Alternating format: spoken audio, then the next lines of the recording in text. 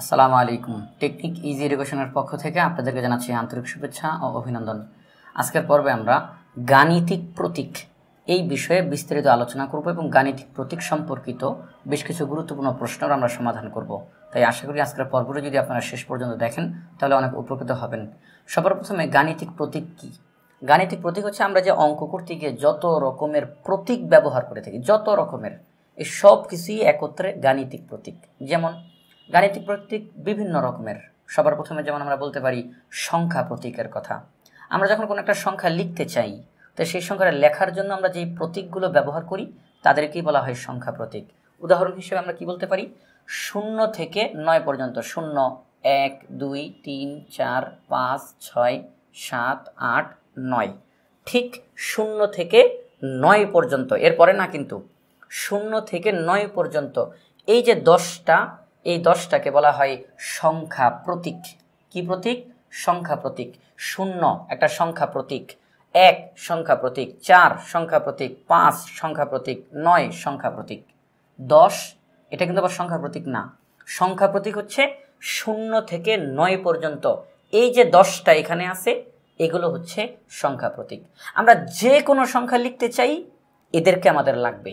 আমি যদি লিখতে চাই 11, তাহলে সেই 11 লেখার জন্য এই 1কে আমার দরকার। আমি যদি 1কে 2 বার পাশাপাশি লিখি 11 হয়ে যাবে। আমি লিখতে চাই 32, তাহলে 32 লেখার জন্য আমার এখান থেকে 3 নিতে হবে, তার পাশে এই 2 বসাইতে হবে। তাহলে 32 লেখার জন্য এখান থেকে অঙ্ক নেওয়া লাগবে। এদেরকে অঙ্ক বলা হয়। অঙ্ক অঙ্ক অঙ্ক, এই 0 থেকে 9 পর্যন্ত এদেরকে বলা হয় অঙ্ক প্রতীক অথবা সংখ্যা প্রতীক। যেটাই বলেন না কেন দুইটাই সঠিক। অঙ্ক প্রতীক, সংখ্যা প্রতীক, যেটাই বলি।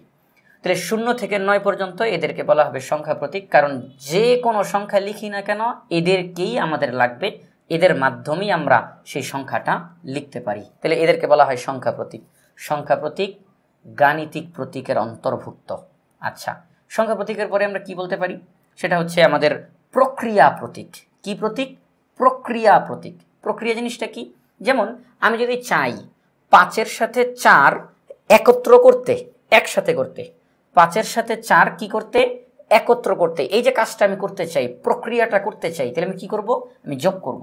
5 যোগ 4 আমি যোগ করব। তাহলে এই যে আমি যোগ করব, এটাকে বলা হয় প্রক্রিয়া প্রতীক। প্রক্রিয়া প্রতীক 4টা: যোগ, বিয়োগ, গুণ, ভাগ। যোগ, যোগ চিহ্ন কেমন হয়ে গেল এটা? যোগ, বিয়োগ, গুণ, ভাগ। এই যে 4টা প্রতীক, এই 4টা প্রতীককে বলা হয় প্রক্রিয়া প্রতীক। প্রক্রিয়া মানে কাজ। আমি আমার অঙ্কের মধ্যে যে কোনো কাজ করতে যাব, আমার এই 4টা প্রতীকের দরকার হবে। হয়তোবা কোনো জায়গাতে যোগ, কোনো জায়গাতে বিয়োগ, কোনো জায়গায় গুণ, অথবা কোনো জায়গায় ভাগ। তাইলে যখন আমি 5-এর সাথে 4 একত্র করতে চাই তখন আমি যোগ করব। আবার আমি যদি বলি যে 5 থেকে 4কে বাদ দিতে চাই, 5 থেকে 4কে কি করতে চাই? বাদ দিতে চাই, আমি বিয়োগ করব। 5 থেকে 4 বিয়োগ করব। আমি যদি বলি যে 5কে আমি 4 দিয়ে গুণ করতে চাই, গুণের চিহ্নটা দিব। 5কে আমি 4 দিয়ে ভাগ করতে চাই, ভাগের চিহ্নটা দিব। তাহলে এগুলো হচ্ছে প্রক্রিয়া। আমি যোগ করব, বিয়োগ করব, গুণ করব, ভাগ করব, কোনটা করব, এগুলোকে প্রক্রিয়া বলে। আর প্রক্রিয়া প্রতীক 4টা: যোগ, বিয়োগ, গুণ, ভাগ। এদেরকে কি বলা হয়? প্রক্রিয়া প্রতীক। প্রক্রিয়া প্রতীকও গাণিতিক প্রতীকের অন্তর্ভুক্ত। এরপরে কি? এরপর হচ্ছে সম্পর্ক প্রতীক। কি প্রতীক? সম্পর্ক, অর্থাৎ সম্পর্ক বুঝাবে। আমার অঙ্কের মধ্যে সংখ্যাগুলোর মধ্যে তারা সম্পর্ক বুঝাবে। সংখ্যার মধ্যে পারস্পরিক যে সম্পর্ক, সংখ্যার মধ্যে পারস্পরিক যে সম্পর্ক, এটা প্রকাশ করি আমরা যেই চিহ্নগুলোর মাধ্যমে, তাদেরকে বলা হয় সম্পর্ক প্রতীক। যেমন যেমন আমি লিখলাম এখানের মধ্যে 13 আর এখানে লিখলাম 10। এখন আমি যদি বলি যে 13 আর 10-এর মধ্যে কি সম্পর্ক, আমরা বলতে পারি 13 আর 10-এর মধ্যে সম্পর্ক হচ্ছে 13। আমি যদি একদম স্পেসিফিক বলি, নির্দিষ্ট করে বলি, 13-র সাথে 10-এর কি সম্পর্ক, 13-র সাথে 10-এর কি সম্পর্ক, তখন আমরা বলতে পারি 13 10-এর চাইতে বড়। 13 10-এর চাইতে বড়। 13 10-এর চাইতে বড়, এটা আমরা বলতে পারি। তো সম্পর্ক প্রতীক কোনগুলো? সম্পর্ক প্রতীক হচ্ছে এই যে বড় চিহ্ন, অর্থাৎ বৃহত্তর, ক্ষুদ্রতর। সবার প্রথমে দেওয়া দরকার ছিল সমান চিহ্নটা, এটা সবার প্রথমে দিলে বেশি ভালো হইতো। সমান, বৃহত্তর, ক্ষুদ্রতর, এই চিহ্নগুলো। তারপরে আবার বলা যায় সমান নয়, ক্ষুদ্রতর নয়, বৃহত্তর নয়, এই চিহ্নগুলো আমরা ব্যবহার করতে পারি। আবার উপরের ক্লাসে, আমরা আজকে তো পঞ্চম শ্রেণীর ক্লাস করতেছি, আরও উপরের ক্লাস যেগুলোতে ক্লাস 8, 9, 10 ওইসব ক্লাসে আমরা আবার এই দুইটা চিহ্ন দিয়ে আরেকটা জিনিস পাবো, সেটা হচ্ছে বৃহত্তর এবং সমান, ক্ষুদ্রতর এবং সমান। এটা আমাদের পঞ্চম শ্রেণীতে এগুলার কোনো কাজ নেই এই দুইটা চিহ্নের, কিন্তু এই দুইটাও ব্যবহার হয়, সেটা উপরের ক্লাসগুলোতে ব্যবহার হয়। সেটা হচ্ছে বড় এবং সমান, ছোট এবং সমান। কেন এটা বলে দেখেন, আমি যদি নিচের এই দাগটাকে ঢেকে ফেলি তাহলে এটাকে কী দেখা যায়? বড়। আবার আমি যদি উপরের এই দাগটাকে যদি আমি ঢেকে ফেলি তাহলে কী দেখা যায়? সমান চিহ্নের মতো অনেকটা। নিচেরটা ঢেকে ফেললে ছোট, আবার যদি উপরের দাগটা মুছে ফেলি তাহলে কি সমান চিহ্নের মতো দেখা যায়। তাহলে এগুলো ব্যবহার হয় আমাদের উপরের শ্রেণীতে, এগুলো নিয়ে আমরা আমাদের পরবর্তীতে বিভিন্ন শ্রেণীতে আমরা আলোচনা করব। কিন্তু আমাদের পঞ্চম শ্রেণীতে মূলত এই 6টাই বেশি ব্যবহার করা হবে, এই দুটার ব্যবহার নাই বললেই চলে। তো এগুলোকে বলা হয় সম্পর্ক প্রতীক। দুইটা সংখ্যা আমাদের সামনে দিল, তাদের মধ্যে কি সম্পর্ক এটা বোঝানোর জন্য আমরা এই চিহ্নগুলো ব্যবহার করে থাকি। যেমন 13 আর 10, আমাকে যদি বলে যে 13-র সাথে 10-এর কি সম্পর্ক, আমরা বলবো 13 10-এর চাইতে বড়, বৃহত্তর চিহ্নটা দিলাম, যেটা বড় থাকে তার দিকে এরকম হা করে থাকে, তাহলে বড়। আবার আমি যদি বলি এই 13 আর 10ই দিলাম, 13 এবং 10ই দিলাম। এবার আমি যদি বলি 10-এর সাথে 13-র কি সম্পর্ক, 10-এর সাথে 13-র কি সম্পর্ক, আমি কিন্তু এখানে নির্দিষ্ট করে 10-এর নামটাই জোর দিয়ে বলতেছি, 10-এর সাথে 13-র কি সম্পর্ক, তখন আমি বলবো যে 10 13-র চাইতে ছোট। একই চিহ্ন ব্যবহার হয়েছে, কিন্তু কথা কিন্তু আমি দুই সময় দুই রকম বলছি। 10-এর সাথে 13-র কি সম্পর্ক, 10 13-র চাইতে ছোট, তখন আমি চিহ্নটা এইভাবে দিলাম যে ছোটোর দিকে এরকম, এই যে দেখেন এই যে চিহ্নটা এরকমভাবে থাকে, চোখা, একদিকে চোখার মতো হয়ে থাকে, তাহলে 10 13-র চাইতে ছোট। তাহলে যখন আমি বলবো 13-র সাথে 10-এর কি সম্পর্ক, তার মানে আমি এখানে মূলত 13-র কথাটাই জানতে চাই, আমি বলবো 13 10-এর চাইতে বড়, বড় কথাটা বলছি, চিহ্নটা দিলাম। আবার আমি যদি বলি 10-এর সাথে 13-র কি সম্পর্ক, মূলত এখানে আমি 10-এর কথাটাই জানতে চাই, আমি বলবো 10 13-র চাইতে ছোট, আমি এই যে ক্ষুদ্রতর চিহ্নটা এখানের মধ্যে দিলাম, এই যে ক্ষুদ্রতর চিহ্ন, অর্থাৎ 10 যে ছোট। বা 10কে যদি আমি আগে লিখি, এইবার আপনাদের আশা করি ক্লিয়ার হবেন। 10কে আগে লিখলাম, 10-এর সাথে 13-র কি সম্পর্ক, 10-এর সাথে 13-র কি সম্পর্ক, আমি বলবো 10 13-র চাইতে ছোট। এবার আশা করি ক্লিয়ার হয়ে গেছেন। আমি মূলত এখানে 10-এর কথাটা জানতে চাই যে 10-এর সাথে 13-র কি সম্পর্ক, এটা বলো, 10 13-র চাইতে ছোট, চিহ্নটা দিলাম আমরা। তাহলে এই হচ্ছে বিষয়। তারপর আবার যদি বলি যে 5 যোগ 4, তারপর হচ্ছে 13 বিয়োগ 4, খেয়াল করেন 5 যোগ 4 13 বিয়োগ 4, এদের মধ্যে কি সম্পর্ক, দেখেন 5 যোগ 4 কত হয় 9, 13 বিয়োগ 4 কত হয় 9, আমি বলতে পারি এদের মধ্যে সম্পর্ক হচ্ছে এরা সমান। এরা কি সমান? 5 যোগ 4 যত হবে 13 বিয়োগ 4 ততই হবে, তাহলে এরা সমান, আমরা সমান চিহ্ন দিলাম। তো এই হচ্ছে আমাদের এই চিহ্নগুলো যে সম্পর্ক বোঝায় দুইটা সংখ্যার মধ্যে, তাদের পরস্পরের মধ্যে কি সম্পর্ক, এগুলো এই চিহ্নগুলো দ্বারা বোঝায়। তাহলে আমরা এখানে কি দেখলাম?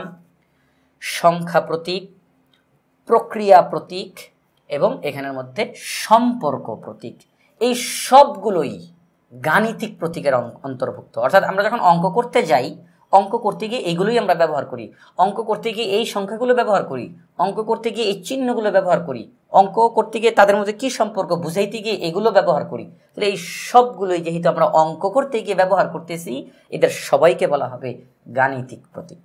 অর্থাৎ গণিত, অঙ্ক করতে গিয়ে আমি যাই কিছু ব্যবহার করব তারাই হচ্ছে গাণিতিক প্রতীক। আমি অঙ্ক করতে গিয়ে এগুলো ব্যবহার করলাম, এরা সংখ্যা প্রতীক কিন্তু এরা গাণিতিক প্রতীকের অন্তর্ভুক্ত। যোগ বিয়োগ গুণ ভাগ, এরা আমাদের হচ্ছে গিয়ে প্রক্রিয়া প্রতীক, গাণিতিক প্রতীকের অন্তর্ভুক্ত। এরা সম্পর্ক প্রতীক, গাণিতিক প্রতীকের অন্তর্ভুক্ত। তাহলে এরা সবাই গাণিতিক প্রতীকের অন্তর্ভুক্ত। তো এগুলো দিয়ে আমরা আজকে অনেকগুলো গুরুত্বপূর্ণ প্রশ্নের সমাধান করব। এখন এখানেই মধ্যে আমি আরও 2টা লাইন বলতে চাই, 2টা লাইন, এবং এই 2টা লাইন আমাদের আজকের যেই আমরা অনুশীলনটা করতেছি, এই 2টা লাইন সবচেয়ে বেশি গুরুত্বপূর্ণ 2টা লাইন। প্রথম লাইন হচ্ছে খোলা বাক্য, নামটা লিখলাম, কি লিখলাম? খোলা বাক্য, এটা একটা লাইন। এবং আরেকটা লাইন লিখবো, সেটা হচ্ছে গাণিতিক বাক্য। এই দুইটা লাইন আমরা লিখলাম, এবং এই দুইটা লাইনই মূলত আমাদের আজকের এই পুরো চ্যাপ্টারটার মধ্যে বেশি দরকার হবে। এই জন্য আমাদের এই দুইটা বিষয়ে খুব ভালো করে বুঝে ফেলতে হবে, একদম ক্লিয়ার হয়ে যেতে হবে যে এই দুইটা আসলে কি, কখন আমরা বুঝবো যে কোনটার কি নাম হবে, এটা খুব ক্লিয়ার হইতে হবে, কারণ পুরো চ্যাপ্টারটার মধ্যে এই দুইটা কথা বারবারই আসবে আমাদের। তো সবার প্রথমে খোলা বাক্য। তো খোলা বাক্য কাকে বলে? খোলা বাক্য কাকে বলে? যে বাক্য সত্য না মিথ্যা তা নির্ণয় করা যায় না। শব্দটা খেয়াল করতে হবে, না শব্দটা দেখতে হবে। যে বাক্য সত্য না মিথ্যা তা নির্ণয় করা যায় না, বোঝা যায় না, তাকে আমরা বলবো খোলা বাক্য। আবারও বলি, যে বাক্য সত্য না মিথ্যা নির্ণয় করা যায় না তাকে বলা হয় খোলা বাক্য। যেমন আমরা যদি লিখি যে 10-এর সাথে ক যোগ করলে 15 হবে, 10-এর সাথে ক যোগ করলে কত হবে? 15-র সমান হবে। 10-এর সাথে ক যোগ করলে 15-র সমান হবে। এই যে আমি লাইনটা লিখলাম, এই লাইনটা সত্য না মিথ্যা আমরা বলতে পারতেছি না। কেন বলতে পারতেছি না? কারণ এই যে এখানে যে একটা ক আছে, এই কয়ের মান কত আমরা তো জানি না। এই কয়ের মান কত আমরা জানি না। আমরা যখন অঙ্ক করব তখন না হয় কয়ের মান বের হবে, কিন্তু এই মুহূর্তে যে লাইনটা দিল, এখানে কি কয়ের মান বলা আছে? কয়ের মান বলা আছে? কোনো বলা নাই, শুধু এই লাইনটা দিয়ে দিল। তাহলে আমরা তো বলতে পারতেছি না কয়ের মান কত, আমরা জানি না। তাহলে এই লাইনটা সত্যও হতে পারে, আবার এই লাইনটা মিথ্যাও হতে পারে। কিভাবে? যদি কয়ের মান 5 হয়, কয়ের মান কত হয়? 5। যদি কয়ের মান 5 হয়, তাহলে 10 যোগ 5 সমান 15, লাইনটা সত্য হয়ে যাবে। আর যদি কয়ের মান 5 না হয়ে অন্য যে কোনো সংখ্যা হয়, তাহলে লাইনটা মিথ্যা হয়ে যাবে। কারণ এখানে যখন কয়ের মান 5 হবে তখন এই লাইনটা সত্য, আর যখন কয়ের মান 5 না হয়ে অন্য কোনো সংখ্যা হবে তখন লাইনটা মিথ্যা। আমরা তো কয়ের মান জানি না। কয়ের মান কি 5 নাকি কয়ের মান 4 নাকি কয়ের মান 10 20 কিছুই জানি না। তাহলে এই লাইনটা সত্য না মিথ্যা সেটাও আমরা বলতে পারতেছি না। তাহলে এই লাইনটাকে বলা হবে খোলা বাক্য। কি বাক্য? খোলা বাক্য। যে বাক্য সত্য না মিথ্যা তা নির্ণয় করা যায় না তাকে বলা হবে খোলা বাক্য। আরেকটা কথা লিখি, যেমন আমরা বললাম খ, এটি একটি জোড় সংখ্যা। খ এটি একটি জোড় সংখ্যা। আচ্ছা, জোড় সংখ্যা কোনগুলা? 2 4 6 8 10 এগুলোই তো, নাকি 12 16 এগুলো। তা খ একটি জোড় সংখ্যা, খয়ের মানই তো আমরা জানি না। তো এটা আসলে জোড় নাকি বিজোড় কিছুই বুঝতেছি না আমরা। যদি আমাদের প্রশ্নের মধ্যে বলে দিত খয়ের মান 4, এইবার বলো খ একটি জোড় সংখ্যা, আমরা বললাম কথাটা ঠিক আছে কিনা বলো? হ্যাঁ, কথাটা ঠিক আছে। খয়ের মান যদি 4 হয় তাহলে খ জোড় সংখ্যা, হ্যাঁ ঠিক আছে। কিন্তু আমরা তো আমাদের প্রশ্নটা কিছু বলা নাই, প্রশ্ন শুধু খ দিল আর বললো খ এটা জোড় সংখ্যা। আমরা তো বুঝতেছি না, আমরা জানি না। খ সত্যও হতে পারে, খ মিথ্যাও হতে পারে। তাহলে খ একটি জোড় সংখ্যা, এই যে কথাটা বললাম এটা সত্য হতেও পারে আবার মিথ্যাও হতে পারে। তাহলে খ হয়ে যাবে খোলা বাক্য। কারণ এটা যে একদম সত্য আমরা তো নির্দিষ্ট করে বলতে পারি নাই। এটা যে আবার মিথ্যা এটাও তো আমরা বলতে পারতেছি না। তাহলে যে বাক্য সত্য না মিথ্যা তা নির্ণয় করা যায় না তাকে বলা হয় খোলা বাক্য। আশা করি খোলা বাক্য যখন আপনারা বুঝে গেছেন, গাণিতিক বাক্য অনেকটাই ক্লিয়ার হয়ে যাবেন, কারণ একদম সহজ। খোলা বাক্যর বিপরীত, খোলা বাক্যর বিপরীত কি জিনিসটা? সেটা হচ্ছে যে বাক্য সত্য না মিথ্যা তা নির্ণয় করা যায়। একটু আগে কি বলছিলাম? নির্ণয় করা যায় না, আর এখন বললাম নির্ণয় করা যায়।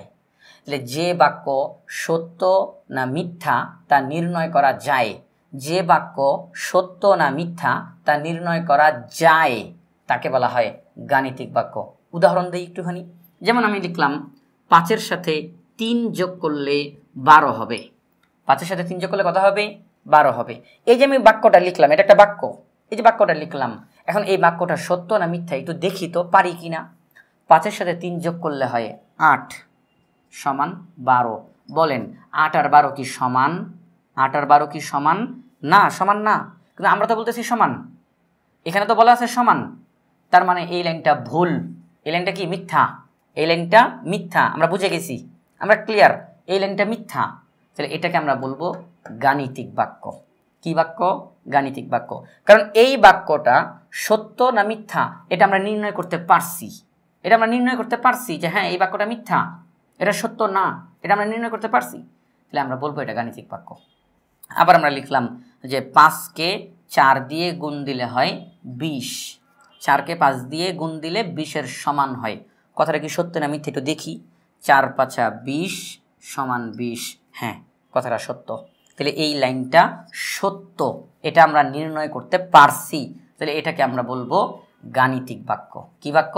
গাণিতিক বাক্য। তাহলে এখান থেকে এই যে পার্থক্যটা স্পষ্ট, যে বাক্য সত্য না মিথ্যা তা নির্ণয় করা যায় না তাকে বলা হবে খোলা বাক্য, আর যে বাক্য সত্য না মিথ্যা তা নির্ণয় করা যায় তাকে বলা হবে গাণিতিক বাক্য। আশা করি আমরা এই দুইটা লাইন বুঝতে পারছি। এবার আরেকটা কথা বলি, এটা কোনো কাকে বলে না, এটা শুধু হচ্ছে গাণিতিক বাক্যের একটা নাম আছে, আরেকটা নাম আছে। আমাদের অনেকেরই তো অনেক রকমের নাম থাকে, স্কুলে এক রকমের নাম থাকে, আব্বা আম্মা আরেক নামে ডাকে, মাঠে খেলতে গেলে আরেক নামে ডাকে, বিভিন্ন জায়গায় বিভিন্ন রকমের নাম আছে। তো গাণিতিক বাক্যেরও আরেকটা নাম আছে, সেটা হচ্ছে বন্ধ বাক্য। কি বাক্য? বন্ধ বাক্য। অর্থাৎ গাণিতিক বাক্য যা, বন্ধ বাক্য তা, দুইটা একই, আগে দুইটা নাম। বন্ধ বাক্যের একটা নাম হলো গাণিতিক বাক্য, গাণিতিক বাক্যের একটা নাম হলো বন্ধ বাক্য। এই দুইটা জিনিস একই, কোনো আলাদা না, একদম একই, একই নাম। তাহলে এখানে মূলত আমরা খোলা বাক্য আর গাণিতিক বাক্যটা শিখলাম, তাইলে হয়ে গেল। আর গাণিতিক বাক্যের অপর একটা নাম আছে বন্ধ বাক্য। যদি আমাদের পরীক্ষা, যখন আমরা পরীক্ষা দিতে যাব, প্রশ্নের মধ্যে যদি লেখা থাকে বন্ধ বাক্য কাকে বলে, আমরা যেন কেউ যেন ঘাবড়ায় না যাই, গাণিতিক বাক্য যা, বন্ধ বাক্য তা। তা যখন আমাকে বলবে বন্ধ বাক্য কাকে বলে, আমরা ঠিক ওই উদাহরণটা আমরা কাকে বলে দিয়ে দিব। যে বাক্য সত্য না মিথ্যা তা নির্ণয় করা যায় তাকে বন্ধ বাক্য বলে। যে বাক্য সত্য না মিথ্যা নির্ণয় করা যায় তাকে বন্ধ বাক্য বলে। শেষ হয়ে গেল। অর্থাৎ গাণিতিক বাক্য আর বন্ধ বাক্য একই জিনিস। তাহলে এই দুইটা বিষয় আমাদের আজকের এই পুরো ক্লাসটার মধ্যে অনেক বেশি ব্যবহার হবে। এই দুইটা জিনিস, এই জন্য এতক্ষণ কথাবার্তা বললাম, কারণ এই দুইটা জিনিস যদি ভালো করে বুঝে যাই, আমাদের সামনের অঙ্কগুলো আমরা সহজে করতে পারবো ইনশাআল্লাহ। আমরা এখন এখানের মধ্যে প্রশ্ন লিখলাম, কয়েকটা প্রশ্ন, এগুলো সমাধান করব। তো এখানে কি বলছে, নিচের বাক্যগুলোকে গাণিতিক বাক্যে প্রকাশ করো এবং খোলা বাক্য ও গাণিতিক বাক্য শনাক্ত করো। অর্থাৎ তারা বলছে এই যে আমরা এখানে লাইনগুলো লিখলাম, বাক্যগুলো লিখলাম, এই বাক্যগুলোকে তোমরা গাণিতিক বাক্যে প্রকাশ করো। এই গাণিতিক বাক্যে প্রকাশ করো বলতে, এই গাণিতিক বাক্য বলতে একটু আগে যে গাণিতিক বাক্য বললাম সেটা বুঝেন না। এই গাণিতিক বাক্য বলতে বোঝানো হয়েছে আমরা গণিতের ভাষায় যেভাবে করে লিখি। এটা দেখেন তারা সব বাংলা লেখা দিয়ে রাখছে। তো আমাদেরকে তারা বলতেছে না না না, এগুলোকে তোমরা গণিতের ভাষায় প্রকাশ করো। গণিতে আমরা কিভাবে করে লিখি, এই যে বাংলা লাইনটা লিখলাম, এটাকে তুমি গণিতে কিভাবে করে লিখবা, এই বাংলা লাইনটা গণিতে কিভাবে লিখবা, ওভাবে করে তুমি প্রকাশ করো, করলা প্রকাশ। এরপরে হচ্ছে আসল কাজ, তুমি এবার খোলা বাক্য ও গাণিতিক বাক্য, আমরা এই মাত্র যেই দুইটা জিনিস শিখছি, এই দুইটার মধ্যে এই বাক্যটা কোন ধরনের, এই বাক্যটা কোন ধরনের সেটা তুমি শনাক্ত করো। মানে তুমি এটা দেখাও যে এটা কোন বাক্য, এটা কোন বাক্য, এটা খোলা বাক্য, এটা গাণিতিক বাক্য, কোনটা, যুক্তিটা তুলে ধরো, কারণটা বলো, বলে তুমি বলো যে হ্যাঁ এটা গাণিতিক বাক্য, হ্যাঁ এটা খোলা বাক্য, এটা বলো। তো আমরা এখন এই কাজটা করব। তো এই কাজটা করার আগে আরেকটা কথা একটু বলে নিই, যেটা আরেকটু আগেই বলার দরকার ছিল। সেটা হচ্ছে অক্ষর প্রতীক। অক্ষর প্রতীক বা অজানা প্রতীক সেটা কি? যেমন আমরা অঙ্ক করতে গিয়ে কখনো আমরা দেখব ক, কখনো দেখব খ, কখনো এ, কখনো এক্স ওয়াই জেড, কখনো আমাদের এরকম চিহ্ন দেওয়া থাকে, খালি ঘর, এরকম বিভিন্ন কিছু, এগুলোকে বলা হয় অক্ষর প্রতীক। কি প্রতীক? অক্ষর প্রতীক। ক খ গ ঘ, এই যে Bangla অক্ষরগুলো, A B C D, এই যে অক্ষরগুলো, তারপর এই যে সাংকেতিক চিহ্নগুলো, এদেরকে বলা হবে অক্ষর প্রতীক। যখনই কোনো বাক্যের মধ্যে আমরা এই ধরনের কোনো প্রতীক দেখতে পাবো, তখনই বুঝতে হবে যে এর মান তো আমাদের জানা নাই, এটা একটা খোলা বাক্য হয়ে যাবে। কারণ এগুলো যেখানেই থাকে সেখানেই বুঝতে হয় যে এটার মান নাই। তো এটার মান যদি না থাকে তাহলে এটা সত্য না মিথ্যা সেটা আমরা বুঝতে পারবো না। হ্যাঁ, এটার একটা মান আছে কিন্তু এখানে দেওয়া নাই। আমার অঙ্কের মধ্যে দেওয়া আছে ক, একটা লাইন দেওয়া আছে, সেখানে দেওয়া আছে ক। এখন কয়ের মান আছে কিন্তু আমার এখানে তো দেখা যাচ্ছে না, নাই, এখানে তো দেওয়া নাই। সুতরাং এটার মানটা কত হবে আমরা জানি না। সুতরাং এই লাইনটা সত্য হবে না মিথ্যা হবে সেটাও আমরা বলতে পারতেছি না, তাহলে সেটা হয়ে যাবে খোলা বাক্য। তো যখনই খোলা বাক্যের বিষয়টা আসে তখন সেখানে এরকম অজানা প্রতীক, অজানা মানে জানি না, কয়ের মান জানি না, ক্ষয়ের মান জানি না, জেটের মান জানি না, এই খালি ঘরের মান জানি না, তাহলে এই যে অজানা প্রতীক বা অক্ষর প্রতীক এগুলো খোলা বাক্যের মধ্যেই থাকে। তো তো এগুলো আমরা বললাম। এবার আসলে আমরা আমাদের অঙ্কতে চলে যাই। 1 নম্বর যে অঙ্ক আমাদেরকে তারা বলল 9কে 7 দ্বারা গুণ করলে গুণফল 80 হয়। এই যে তারা বাংলা লিখে লিখে লিখে লিখে একটা লাইন লিখলো, বাক্য লিখলো, এটাকে এখন আমরা গণিতের ভাষায়, মানে এই যে গাণিতিক বাক্য যেটা বললাম, গণিতের ভাষায় আমরা এখন প্রকাশ করব। তো 1 নম্বর অঙ্কটার সমাধান করি। বাংলা লাইনটা লিখে ফেলবো। তো আমরা এখানের মধ্যে বাংলা লাইনটা লিখে ফেললাম। এবার আমরা যেই কাজটা করব, গুণফল 80 হয় বাক্যটিকে গাণিতিক বাক্যে প্রকাশ করলে হয় কি হয়? 9কে 7 দ্বারা গুণ করলে গুণফল 80 হয়। বাক্যটিকে গাণিতিক বাক্যে প্রকাশ করলে হয়, এই যে 9কে 7 দ্বারা গুণ করতে হবে, গুণ করলে 80 হবে। এই বাংলা লাইন অনুযায়ী এটাই তো হয়। আমরা গণিতে এই লাইনটাই তো লিখি, তারা তো এখানে সব বাংলায় লিখলো। এটাকে যখন আমি গণিতে লিখব, অঙ্কের মধ্যে লিখব, তখন আমি এইভাবে করে লিখব, 9কে 7 দ্বারা গুণ করলে গুণফল 80 হয়। এবার আমরা আমাদের আসল কাজটা করি। এই যে আমরা লাইনটা লিখলাম, তো এই লাইনের মধ্যে কি কোনো অক্ষর প্রতীক আছে? কোনো অক্ষর প্রতীক মানে আমরা জানি না এরকম কোনো কিছু না। এই যে 9, 7, 80 সবগুলো তো সংখ্যা। তো এই যে 9 গুণ 7 সমান 80, 7 নং কত হয়? আসলে কত হয়? 7 নং 63 হয়। 7 নং 63 হয়, কিন্তু এখানে আছে কত? 80। তাহলে এই লাইনটা কি সত্য হবে না মিথ্যা হবে? এই লাইনটা মিথ্যা। 7 নং 63, তাহলে তো 63 সমান 80। 63 সমান 80 কথাটা কি সত্য না মিথ্যা? কথাটা মিথ্যা, কারণ এটা তো ঠিক না। 63 আর 80 তো সমান না, কিন্তু তারা তো বলতেছে সমান। 7 নং 63 সমান 80, 63 এবং 80 সমান, কথাটা কি ঠিক? না, কথাটা ভুল। তাহলে এই যে আমরা এই বাক্যটা সত্য না মিথ্যা আমরা নির্ণয় করতে পারছি, তাহলে এই বাক্যটাকে আমরা কি বাক্য বলবো? এই বাক্যটাকে আমরা বলবো গাণিতিক বাক্য। কারণ যে বাক্য সত্য না মিথ্যা তা নির্ণয় করা যায় তাকে বলা হয় গাণিতিক বাক্য। তাহলে আমরা দেখলাম যে এই বাক্যটা মিথ্যা এবং এটা আমরা বুঝতে পারছি, সত্য নাকি মিথ্যা নির্ণয় করতে পারছি, তাহলে এটা গাণিতিক বাক্য। তাহলে আমরা আগে এটা লিখব যে এটি গাণিতিক বাক্য এবং এটি মিথ্যা। এই এটি বলতে আমরা এই লাইনটাকে কিন্তু বুঝাইতেছি। তাহলে 7 নং 80 এই যে কথাটা এটা মিথ্যা, এটা যেহেতু আমরা বুঝতে পারছি আমরা বলবো এটা গাণিতিক বাক্য। এবং এই গাণিতিক বাক্যটা, এই যে গাণিতিক বাক্যটা, এই গাণিতিক বাক্যটা মিথ্যা, কারণ গাণিতিক বাক্য সত্য হবে অথবা গাণিতিক বাক্য মিথ্যা হবে, যে কোনো একটা হবে, এটা একদম নিশ্চিত। তো আমরা এটা বুঝতে পারছি যে এটা মিথ্যা, এটা আমরা তাকে জানাই দিলাম যে এটি মিথ্যা, কারণ তারা এটাই বলছে যে এই বাক্যটা খোলা বাক্য না গাণিতিক বাক্য সেটা তোমরা শনাক্ত করো, শনাক্ত করো। তাহলে আমরা শনাক্ত করলাম কিভাবে? এই বাক্যটি মিথ্যা, এই যে আমরা কথাটা বললাম, তাহলে এটা গাণিতিক বাক্য। তাহলে এটি গাণিতিক বাক্য এবং এটি মিথ্যা, এটাই আমাদের 1 নম্বর প্রশ্নের সমাধান। শেষ, আর কিছু করা লাগবে না। এবার আমরা চলে যাব আমাদের 2 নম্বর প্রশ্নে। 2 নম্বর প্রশ্নে বলছে 42 থেকে ক বিয়োগ করলে 35 হয়। এই লাইনটাকেও আমরা এখন লিখে ফেলবো এখানের মধ্যে। 2 নম্বর অঙ্কের সমাধান। তো আমরা লাইনটা লিখে ফেললাম। এবার লিখবো যে বাক্যটিকে গাণিতিক বাক্যে প্রকাশ করলে হয়।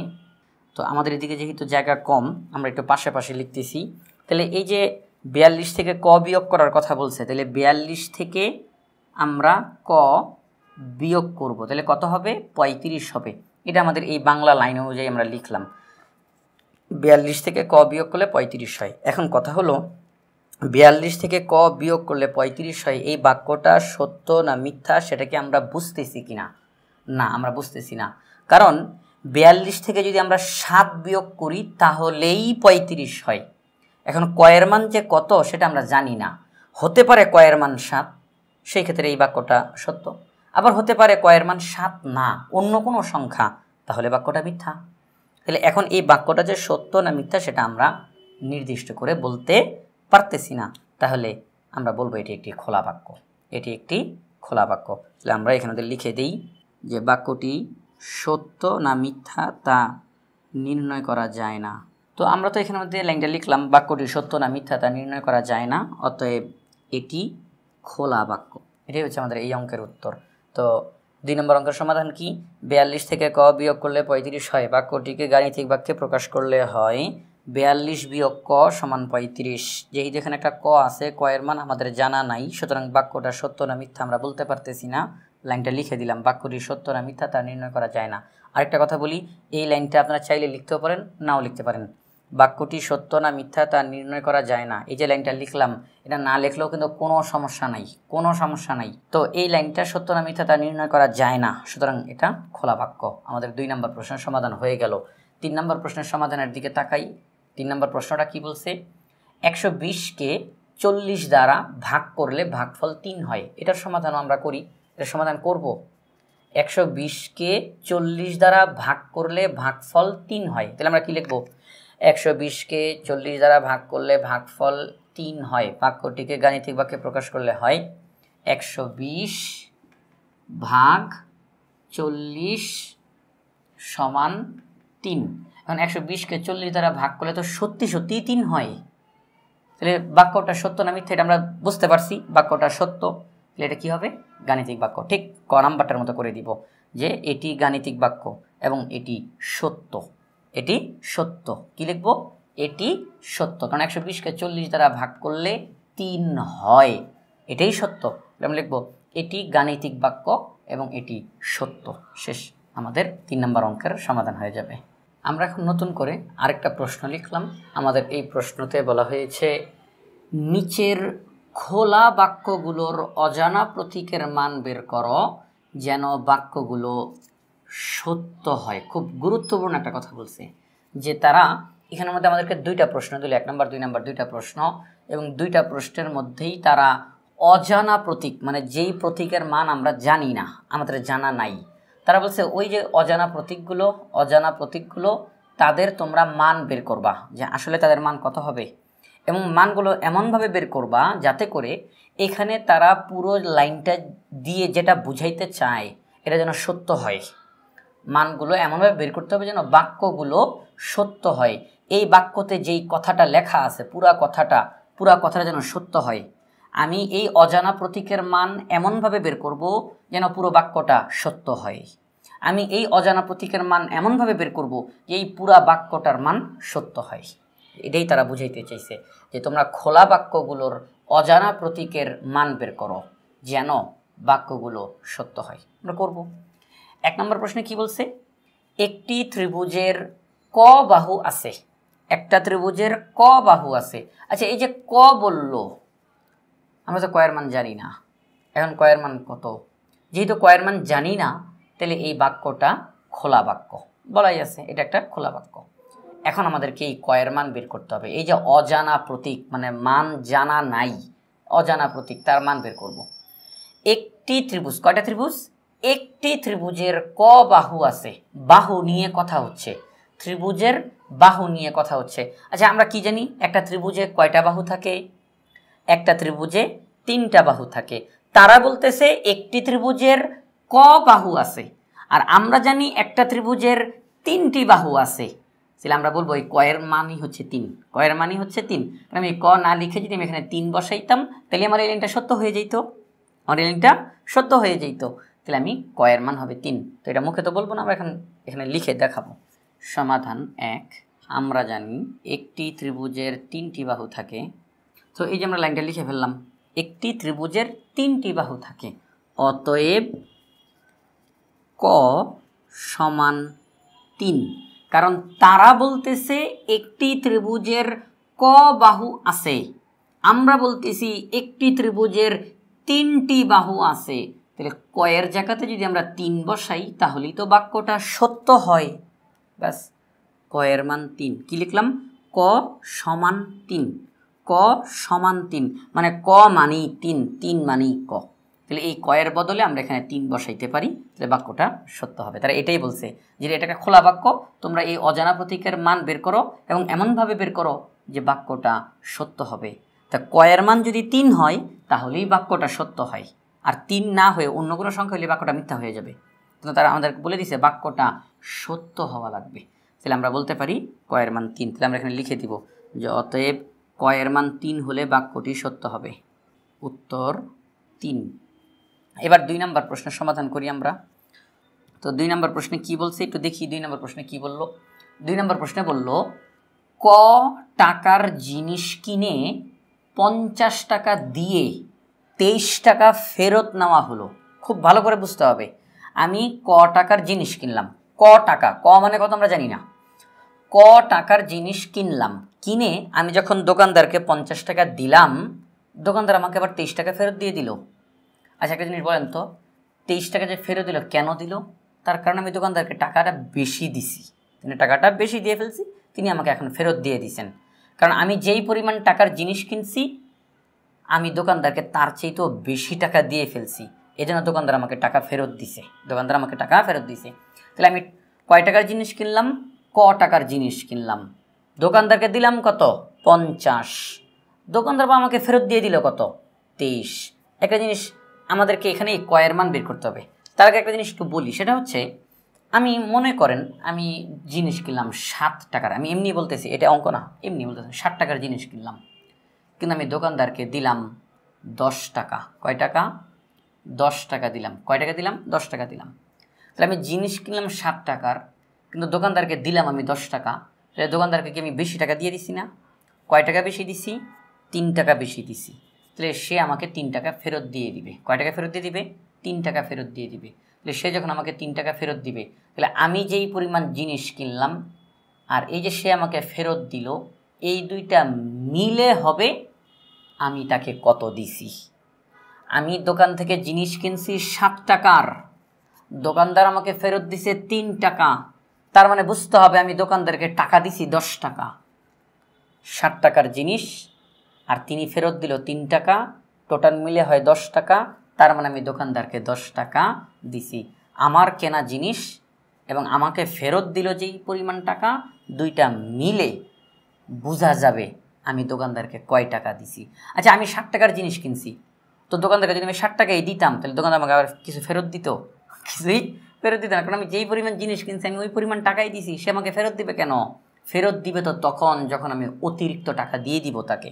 তাহলে আমার কেনা জিনিস এবং আমাকে যেই পরিমাণ টাকা ফেরত দেওয়া হলো, দুইটা মিলে বুঝতে হবে আমি তাকে ওই পরিমাণ টাকা দিয়েছি। এখানেও সেই একই ঘটনা, আমি জিনিস কিনলাম ক টাকার, দোকানদার আমাকে ফেরত দিল 23 টাকা। কেন ফেরত দিল? আমি এই পরিমাণ টাকা থেকে বেশি দিয়ে ফেলছি। তাহলে আমার কেনা জিনিস আর আমাকে ফেরত দিল যত টাকা, দুইটা মিলে বুঝতে হবে আমি তাকে ওই পরিমাণ টাকা দিছি, মানে 50 টাকা দিছি। ঠিক আছে? তো আমরা এখন এখানের মধ্যে এই সমাধানটা করে ফেলবো। আমরা লিখব প্রশ্নমতে। প্রশ্নমতে মানে আমাদের যে প্রশ্নে যেই তথ্যটা দেওয়া, এই তথ্য অনুযায়ী কি হবে। আমরা অঙ্কটা এই দিকে না করে আমরা অঙ্কটা একটু এই দিকে করি, তাহলে ভালো হবে। 2 নম্বর প্রশ্নের সমাধান, কারণ এই অঙ্কটা লাইন বাই লাইন নামতে থাকবে। অঙ্কটা বড় না, কিন্তু একটু নামতে থাকবে নিচের দিকে। সমাধান প্রশ্নমতে। তো প্রশ্নমতে কি হবে? আমি জিনিস কিনলাম ক টাকার, লিখে ফেলি এখানে, ক টাকার জিনিস, দোকানদার আমাকে ফেরত দিল 23 টাকা, আমাকেই দিয়ে দিছে। তাহলে ক টাকার জিনিস আমি কিনছি, 23 টাকা পরে আমাকেই দিল, তাহলে দুইটা মিলে কত হয়? 50 টাকা হয়, কারণ আমি তাকে 50 টাকার নোটটা দিয়েছি আমি তাকে। তাহলে আমি ক টাকার জিনিস কিনলাম, সে আমাকে 23 টাকা ফেরত দিল, দুইটা মিলে বোঝা গেল যে আমি তাকে 50 টাকা দিয়েছিলাম, এই জন্য সে 23 টাকা ফেরত দিছে। লাইনটা লিখলাম, আমার কেনা জিনিস আর ফেরত 23 টাকা মিলে 50 টাকা সমান হবে। এবার কয়ের মান বের করার পালা। আমরা কয়ের মান বের করব। এখন এই যে কয়ের মান বের করব, তো কয়ের মান বের করতে হলে ককে আমি একা বানায়া ফেলবো, তার সাথে যারাই থাকবে তাদেরকে আমরা সরায় ফেলবো। এটা কিন্তু সব সময় আমরা যে সামনে আরও কিছু অঙ্ক করবো সামনের দিকে, ওখানে কিন্তু এই কথাটা আসবে। যার মান বের করতে হবে তাকে একা রাখতে হবে, যেভাবেই হোক তাকে একা রাখতে হবে, আর তার সাথে যারা যারা থাকবে তাদের সবাইকে সরায় ফেলতে হবে, তাদের সবাইকে সরায় ফেলতে হবে। আমরা এখন কয়ের মান বের করব। তাহলে কয়ের সাথে কে আছে? যোগ 23, যোগ 23, এই যোগ 23কে সরাইয়া ফেলতে হবে। আমি কি করব? সরাই তাকে অন্যদিকে পাঠাবো। এখন অন্যদিকে পাঠানোর নিয়ম কি? এখানে একটা নিয়ম আছে। নিয়ম হলো, কোনো একটা সংখ্যাকে যখন আমরা একদিক থেকে আরেক দিকে পাঠাবো, তার সাথে যে চিহ্নটা থাকবে চিহ্নটা বিপরীত চিহ্ন হয়ে যাবে। বিপরীত কোনো একটা সংখ্যাকে যখন একদিক থেকে আরেক দিকে পাঠাবো বা আরেক দিক থেকে এই দিকে নিয়ে আসবো, তার সাথে যে চিহ্নটা আছে সেটা বিপরীত হয়ে যাবে, উল্টায়া যাবে। তাহলে এখানে আছে +23, ওই সাইডে গেলে কি হবে? +23, ওই সাইডে গেলে কি হবে? -23। কি হবে? -23। 23 কিন্তু 23ই, কিন্তু এবার বিয়োগ হয়ে গেছে। এদিকে ছিল যোগ, চিহ্নটা এবার উল্টায়া যাবে, বিপরীত হয়ে যাবে, -23। অতএব ক সমান 50 থেকে 30কে বিয়োগ করলে হয় 27। 50 থেকে 30 বিয়োগ করলে কত হয়? 27। দেখেন কি হইল? ক সমান 27। ক সমান 27। ক মানে কি? আমি যেই পরিমাণ টাকার জিনিস কিনছি। কয়ের মান কত? 27। আমি 27 টাকার জিনিস কিনছি। কয় টাকার জিনিস? 27 টাকার জিনিস। তাহলে আমি 27 টাকার জিনিস কিনে দোকানদারকে 50 টাকা দিয়ে ফেলছি, অর্থাৎ 23 টাকা বেশি দিয়ে ফেলছি। তাহলে আমার কেনা জিনিস হচ্ছে 27 টাকার, তিনি আমাকে ফেরত দিল 23 টাকা, টোটাল মিলে হয় 50। আমি তাকে 50 টাকার নোট দিয়েছিলাম, তাই না? তাহলে কয়ের মান কত? 27। তাহলে আমরা বলবো অতএব কয়ের মান 27 হলে বাক্যটি সত্য হবে। কয়ের মান 27 হলে বাক্যটি সত্য হবে। উত্তর 27। আমরা কয়ের মানটা লিখে দিলাম। ব্যাস, এটাই হচ্ছে আমাদের এই অঙ্কের ফলাফল। তো এই ধরনের অঙ্ক যদি আমাদেরকে করতে দেয়, তখন আমরা এরকমভাবে অঙ্কগুলোর সমাধান করে ফেলতে পারবো ইনশাআল্লাহ। আমরা এখন নতুন করে আরেকটি প্রশ্ন লিখলাম। আমাদের এই প্রশ্নতে বলা হয়েছে বর্গাকৃতির কিছু কাগজ আছে যার একটি বাহুর দৈর্ঘ্য ক সেন্টিমিটার। সবার প্রথমে কি শব্দ তারা ব্যবহার করলো? বর্গাকৃতি। বর্গাকৃতি মানে কি? বর্গের আকৃতি, অর্থাৎ এমন কাগজ যেটা দেখতে বর্গের মতো। কার মতো? বর্গের মতো। বর্গ কাকে বলে? যে চতুর্ভুজের 4টি বাহু সমান। অর্থাৎ আমরা যদি একটা চতুর্ভুজ আঁকি, আর ওই চতুর্ভুজের যদি ওটার 4টা বাহু সমান হয় নাই, আমি শুধুমাত্র বোঝানোর জন্য বলতেছি, যে চতুর্ভুজ, এটা তো একটা চতুর্ভুজ। চতুর্ভুজ মানে কি? 4টা বাহু, 1 2 3 4, এই যে 4টা বাহু। তো যে চতুর্ভুজের প্রত্যেকটা বাহু সমান হয়, প্রত্যেকটা বাহু সমান হয়, এই বাহুটা যত, এই বাহুটাও তত, এই বাহুটাও তত, এই বাহুটাও তত। তাহলে যে চতুর্ভুজের প্রত্যেকটা বাহু সমান হয় এবং প্রত্যেকটি কোণ সমকোণ মানে 90 ডিগ্রি হয়, এখানেও 90 ডিগ্রি, 90 ডিগ্রি, 90 ডিগ্রি, 90 ডিগ্রি, তাকেই আমরা বলি বর্গ।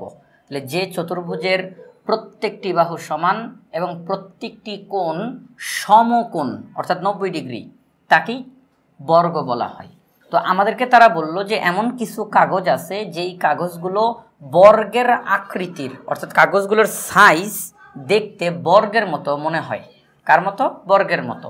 তো তারা এটা বলল যে বর্গাকৃতির কিছু কাগজ আছে যার একটি বাহুর দৈর্ঘ্য ক সেন্টিমিটার। এই যে চতুর্ভুজ, এটা একটা বর্গ, তো এই বর্গের একটা বাহু ক সেন্টিমিটার। কয় সেন্টিমিটার? ক সেন্টিমিটার।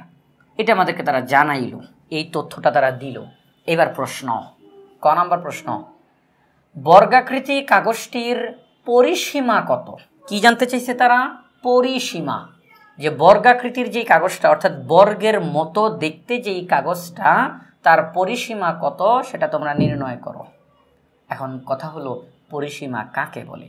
পরিসীমা বলা হয় যে কোনো চিত্র আপনাকে দেখ, ত্রিভুজ, চতুর্ভুজ, যেটাই দেখ না কেন, তার সব বাহুর যোগফল। কয় বাহুর যোগফল? সবগুলো বাহুর যোগফল, তাকেই বলা হবে পরিসীমা। সবগুলো বাহুর যোগফলকে কি বলা হবে? পরিসীমা। তো এই যে বর্গ, এখানে বাহু কয়টা? 4টা। 1 2 3 4, 4টা বাহু। এই 4টা বাহুকে যোগ করলে যত হবে তাকেই বলা হবে পরিসীমা। যদি এটা বর্গ না হয়ে এটা ত্রিভুজ হইতো, ত্রিভুজে বাহু থাকে কয়টা? 3টা। তাহলে 3টা বাহুকে যোগ করলে যা হইতো তাকেই বলতাম পরিসীমা। পরিসীমাটা একদমই সহজ, সেটা কি? সবগুলো বাহুর যোগফল। সবগুলো বাহুর যোগফল, তাকেই বলা হয় পরিসীমা। তো এখন এটা যেহেতু বর্গ, বর্গের তো প্রত্যেকটা বাহু সমান হয়, তাহলে এই একটা বাহু ক, এই বাহুটাও ক, এটাও ক, এটাও ক, কারণ বর্গের প্রত্যেকটি বাহু সমান হয়। তাহলে এখানের প্রত্যেকটা বাহু সমান, ক ক ক ক। আমাদেরকে এখন কি করতে হবে? পরিসীমা বের করতে হবে। পরিসীমার সূত্র কি? সবগুলো বাহুর যোগফল। তাহলে ক যোগ ক যোগ ক যোগ ক। তাহলে কয়টা ক? 4টা ক। 4 ক, 4 ক। এটা আমরা এভাবে করে করতে পারি।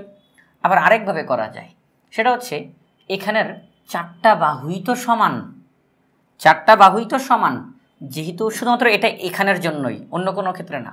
যেহেতু চারটা বাহুই সমান, সেই ক্ষেত্রে আমরা একটা কাজ করতে পারি যে 4 গুণ এক বাহুর দৈর্ঘ্য, অর্থাৎ যেহেতু প্রত্যেকটা বাহু সমান, তাহলে ওই একটা বাহুর দৈর্ঘ্যকে আমরা 4 দিয়ে গুণ দিলেই চারটা বাহুকে যোগ করলে কত হয় সেটা বের করে ফেলতে পারবো। যেমন আপনাদেরকে বোঝানোর সুবিধার্থে আমি বলি যে একটা বাহু যদি এখানে হয় 2, তাহলে এটাও 2, তাহলে এটাও 2, এটাও 2, তাই না? তাহলে কয়টা 2? 4টা 2। তাহলে 2 যোগ 2 যোগ 2 যোগ 2 যোগ করলে কত হবে? 8 হবে। এভাবেও বের হয়। আবার আরেকভাবে করা যায় যে এখানের প্রত্যেকটা বাহু যেহেতু সমান, বাহু কয়টা? 4টা, তাহলে 4 গুণ একটা বাহু কত? 2, 4 দুগুণে 8, একই তো ফলাফল বের হইল। তাহলে শুধুমাত্র বর্গের ক্ষেত্রে আমরা পরিসীমার সূত্রটা বলতে পারি 4 গুণ এক বাহুর দৈর্ঘ্য সমান 4 ক। এটা আমরা বের করতে পারবো, এভাবে লেখা যায়। আর যদি কেউ বলেন যে না, আমরা এটা নিলাম না, আমরা এটা নিয়ে ওই সহজেই করতে চাই যে সবগুলো বাহুর যোগফল, ঠিক আছে, ক যোগ ক যোগ ক যোগ ক সমান 4 ক, ওইভাবে করা যাবে। তো আমরা এখানের মধ্যে লিখি অঙ্কটা। সমাধান ক, দেওয়া আছে বর্গাকৃতির কাগজের এক বাহুর দৈর্ঘ্য ক সেন্টিমিটার। আমরা এই তথ্যটা লিখে নিলাম। এবার আমরা লিখব যে অতএব বর্গের পরিসীমা না লিখে প্রশ্নে যেটা বলছে বর্গাকৃতি কাগজটির পরিসীমা, আমরা ওই কথাটাই লিখি, এটাই সবচেয়ে ভালো হয়। সমান, তো এখানের মধ্যে আমরা এখন সূত্রটা লিখব। যেহেতু এইটা বর্গ, বর্গের প্রত্যেকটা বাহু সমান হয়, বাহু কয়টা? 4টা, তাহলে 4 গুণ এক বাহুর দৈর্ঘ্য। আমরা সূত্রটা লিখে নিলাম এখানে। বর্গাকৃতি কাগজটির পরিসীমা কত হবে? 4 গুণ এক বাহুর দৈর্ঘ্য, অর্থাৎ এক বাহুর দৈর্ঘ্য বসাইলে তাকে যদি আমি 4 দিয়ে গুণ দিই, তাহলে 4 বাহুর দৈর্ঘ্য বের হয়ে যাবে, যোগফল বের হয়ে যাবে, কারণ সবগুলো বাহু সমান। তো আমি যদি 4 দিয়ে শুধু একটা বাহুকে গুণ দিই, তাহলে 4টা বাহুকে যোগ করলে কত হবে সেটা বের হয়ে যাবে। তাহলে আমরা এখানের মধ্যে এখানে একক শব্দটা লেখা যায়। পরবর্তী লাইনে 4 গুণ এক বাহুর দৈর্ঘ্য কত দেওয়া আছে? ক। আর একক মানে কি? একক মানে আপনার প্রশ্নে এই মানটা কিসে দেওয়া আছে? সেন্টিমিটারে দেওয়া আছে, সেন্টিমিটার। এই একক বলতে এটা বোঝায়, সেন্টিমিটার, মিটার, কিলোমিটার, জিনিসটা কিসে দেওয়া আছে সেটা। তাহলে বর্গাকৃতি কাগজটির পরিসীমা কত? 4 গুণ এক বাহুর দৈর্ঘ্য। এক বাহুর দৈর্ঘ্যকে বসাইলাম, আমাদের অঙ্ক শেষ। বর্গাকৃতি কাগজটির পরিসীমা হলো 4 গুণ ক সেন্টিমিটার। 4 গুণ ক সেন্টিমিটার। কেউ যদি চান যে গুণ চিহ্নটা দিবেন না, সেক্ষেত্রেও কোনো সমস্যা নাই, 4 ক সেন্টিমিটার, এটাই আমাদের ফলাফল। আমরা এখানে লিখে দিতে পারি উত্তর 4 গুণ ক সেন্টিমিটার। তাহলে বর্গাকৃতি কাগজটির পরিসীমা কত হবে? 4 গুণ ক সেন্টিমিটার হবে। আমরা এখন খ নাম্বার প্রশ্নটা সমাধান করি। আমাদের খতে বলা হয়েছে এরকম, মানে ওই যে উদ্দীপকে যেই তথ্যটা দেওয়া হয়েছে ওই তথ্যের অনুযায়ী 3টি বর্গাকৃতি কাগজের মোট ক্ষেত্রফল কত হবে। এবার তারা প্রশ্ন চেঞ্জ করে ফেলছে, ক্ষেত্রফল কথাটা বলছে। একটু আগে বলছে পরিসীমা, এখন বলছে ক্ষেত্রফল। পরিসীমা ক্ষেত্রফল দুটো এক জিনিস না, ক্ষেত্রফল ভিন্ন। তো এখানে কি বললো? বললো যে এরকম 3টি বর্গাকৃতি কাগজের মোট ক্ষেত্রফল কত হবে। তো আমরা 3টা বর্গাকৃতি কাগজের ক্ষেত্রফল পরে বের করব, আগে একটি কাগজের ক্ষেত্রফল বের করে দিব। আগে আমরা একটি বর্গাকৃতি কাগজের ক্ষেত্রফল বের করব, তারপরে এই একটার মাধ্যমে 3টারটা বের করে ফেলব, 3টি বর্গাকৃতি কাগজের ক্ষেত্রফল। তো এখন বর্গাকৃতি কাগজের ক্ষেত্রফল এটা কিভাবে বের করে? এই যে একটা বর্গ, এই বর্গের ক্ষেত্রফল কিভাবে বের করে? এক বাহুর দৈর্ঘ্য ক দেওয়া আছে, তাইলে এটাও ক হবে, এটাও ক, এটাও ক, আপনারা এটা জানেন। তো ক্ষেত্রফল বের করে কিভাবে? বর্গক্ষেত্রের ক্ষেত্রফল বের করা হয় এক বাহুর দৈর্ঘ্য গুণ এক বাহুর দৈর্ঘ্য।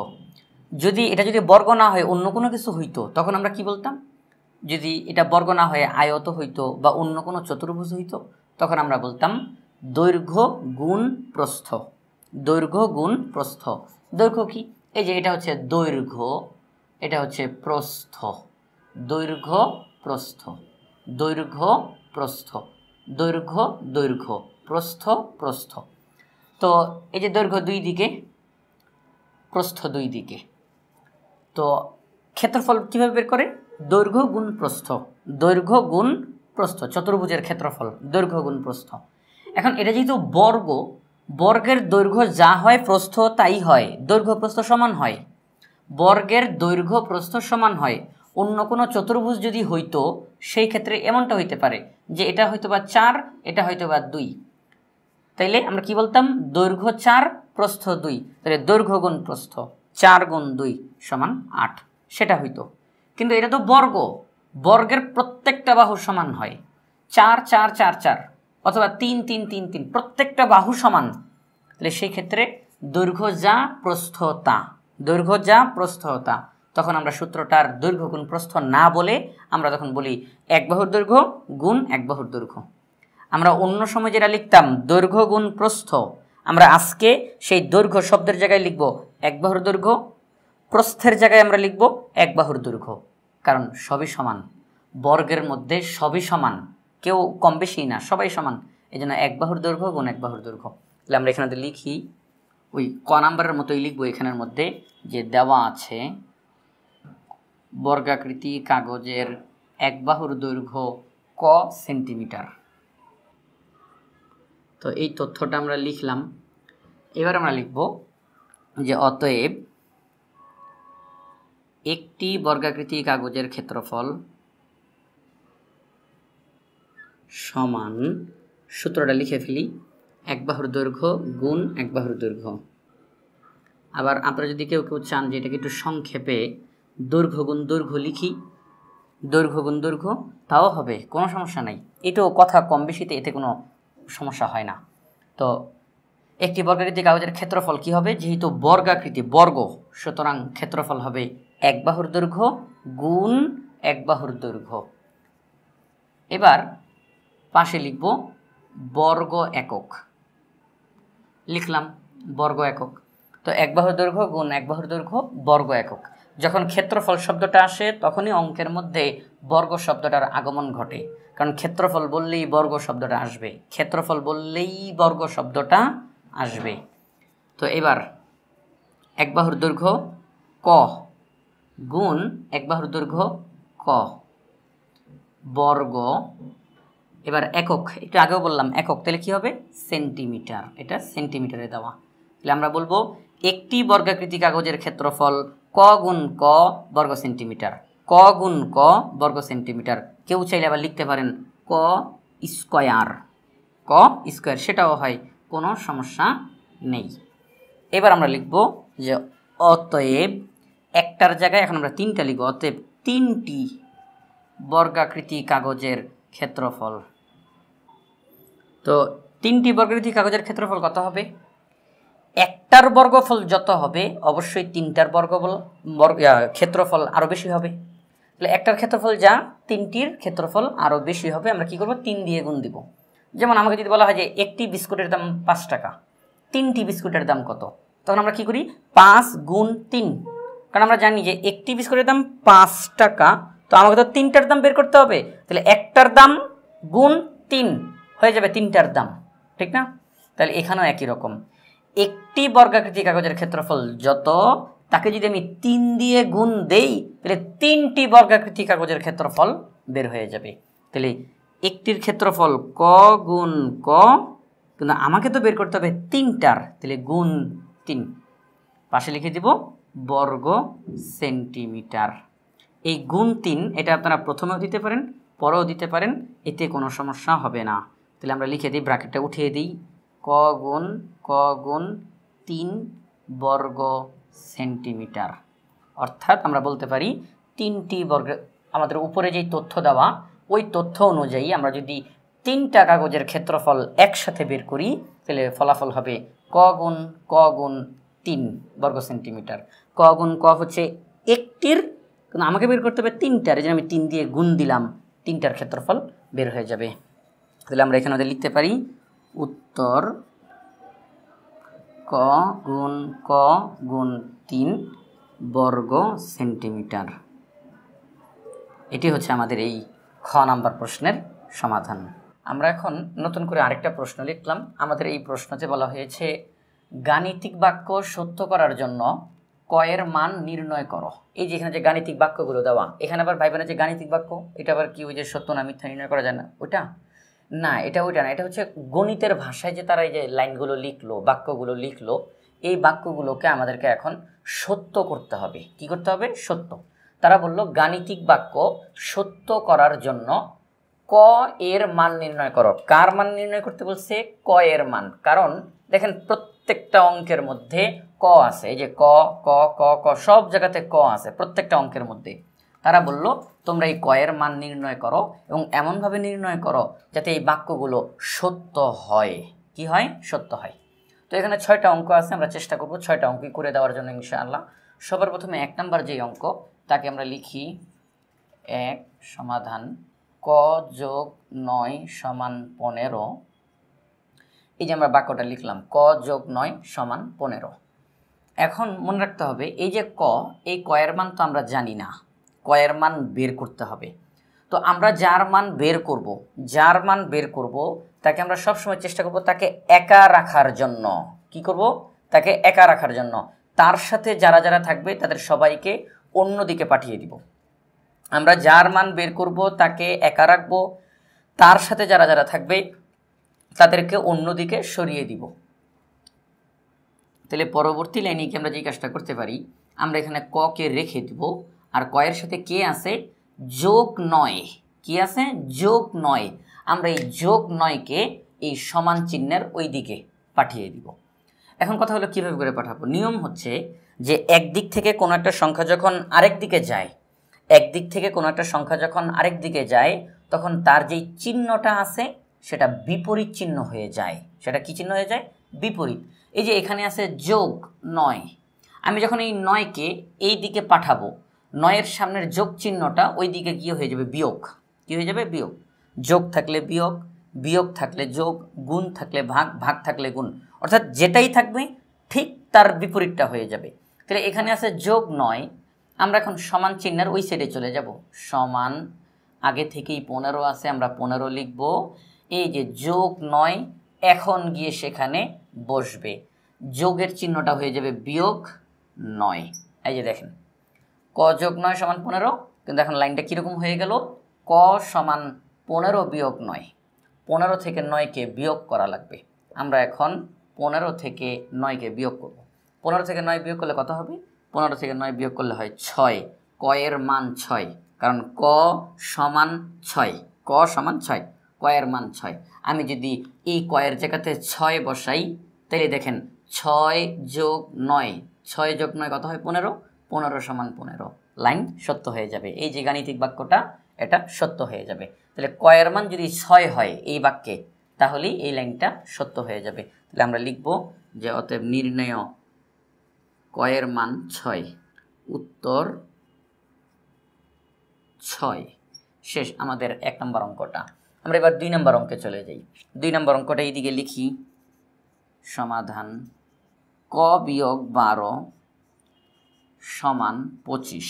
ঠিক আছে, বাক্যটা লিখলাম যে ক এটা এমন একটা সংখ্যা যেখান থেকে 12 বিয়োগ করলে 25 হয়। ক থেকে 12 বিয়োগ করলে 25 হয়। ক এর মান কত? আমরা এখন সেটা বের করব। তো কিভাবে করব? যেহেতু ক এর মান বের করবো, তাহলে আমি ককে একা রেখে দিব, সমান 25।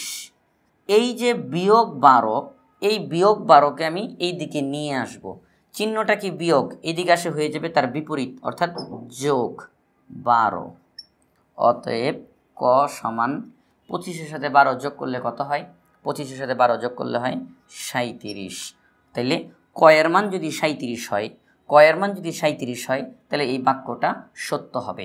আমরা যদি এখানে 37 বসাই, তাহলে কি হবে? 37 বিয়োগ 12, 37 থেকে 12 বিয়োগ করলে 25-এর সমান হবে। 37 থেকে 12 বিয়োগ করলে 25-এর সমান হবে। তাহলে বাক্যটা সত্য হয়ে গেল। আমরা লিখব অতএব ক এর মান নির্ণয় ক এর মান 37, উত্তর 37। কেউ যদি চান যে উত্তরের জায়গাতে ক সমান 37 লিখবেন, ক সমান 37, ওইটাও হবে। আবার শুধু 37 লিখলেও হবে, কোনো সমস্যা নেই।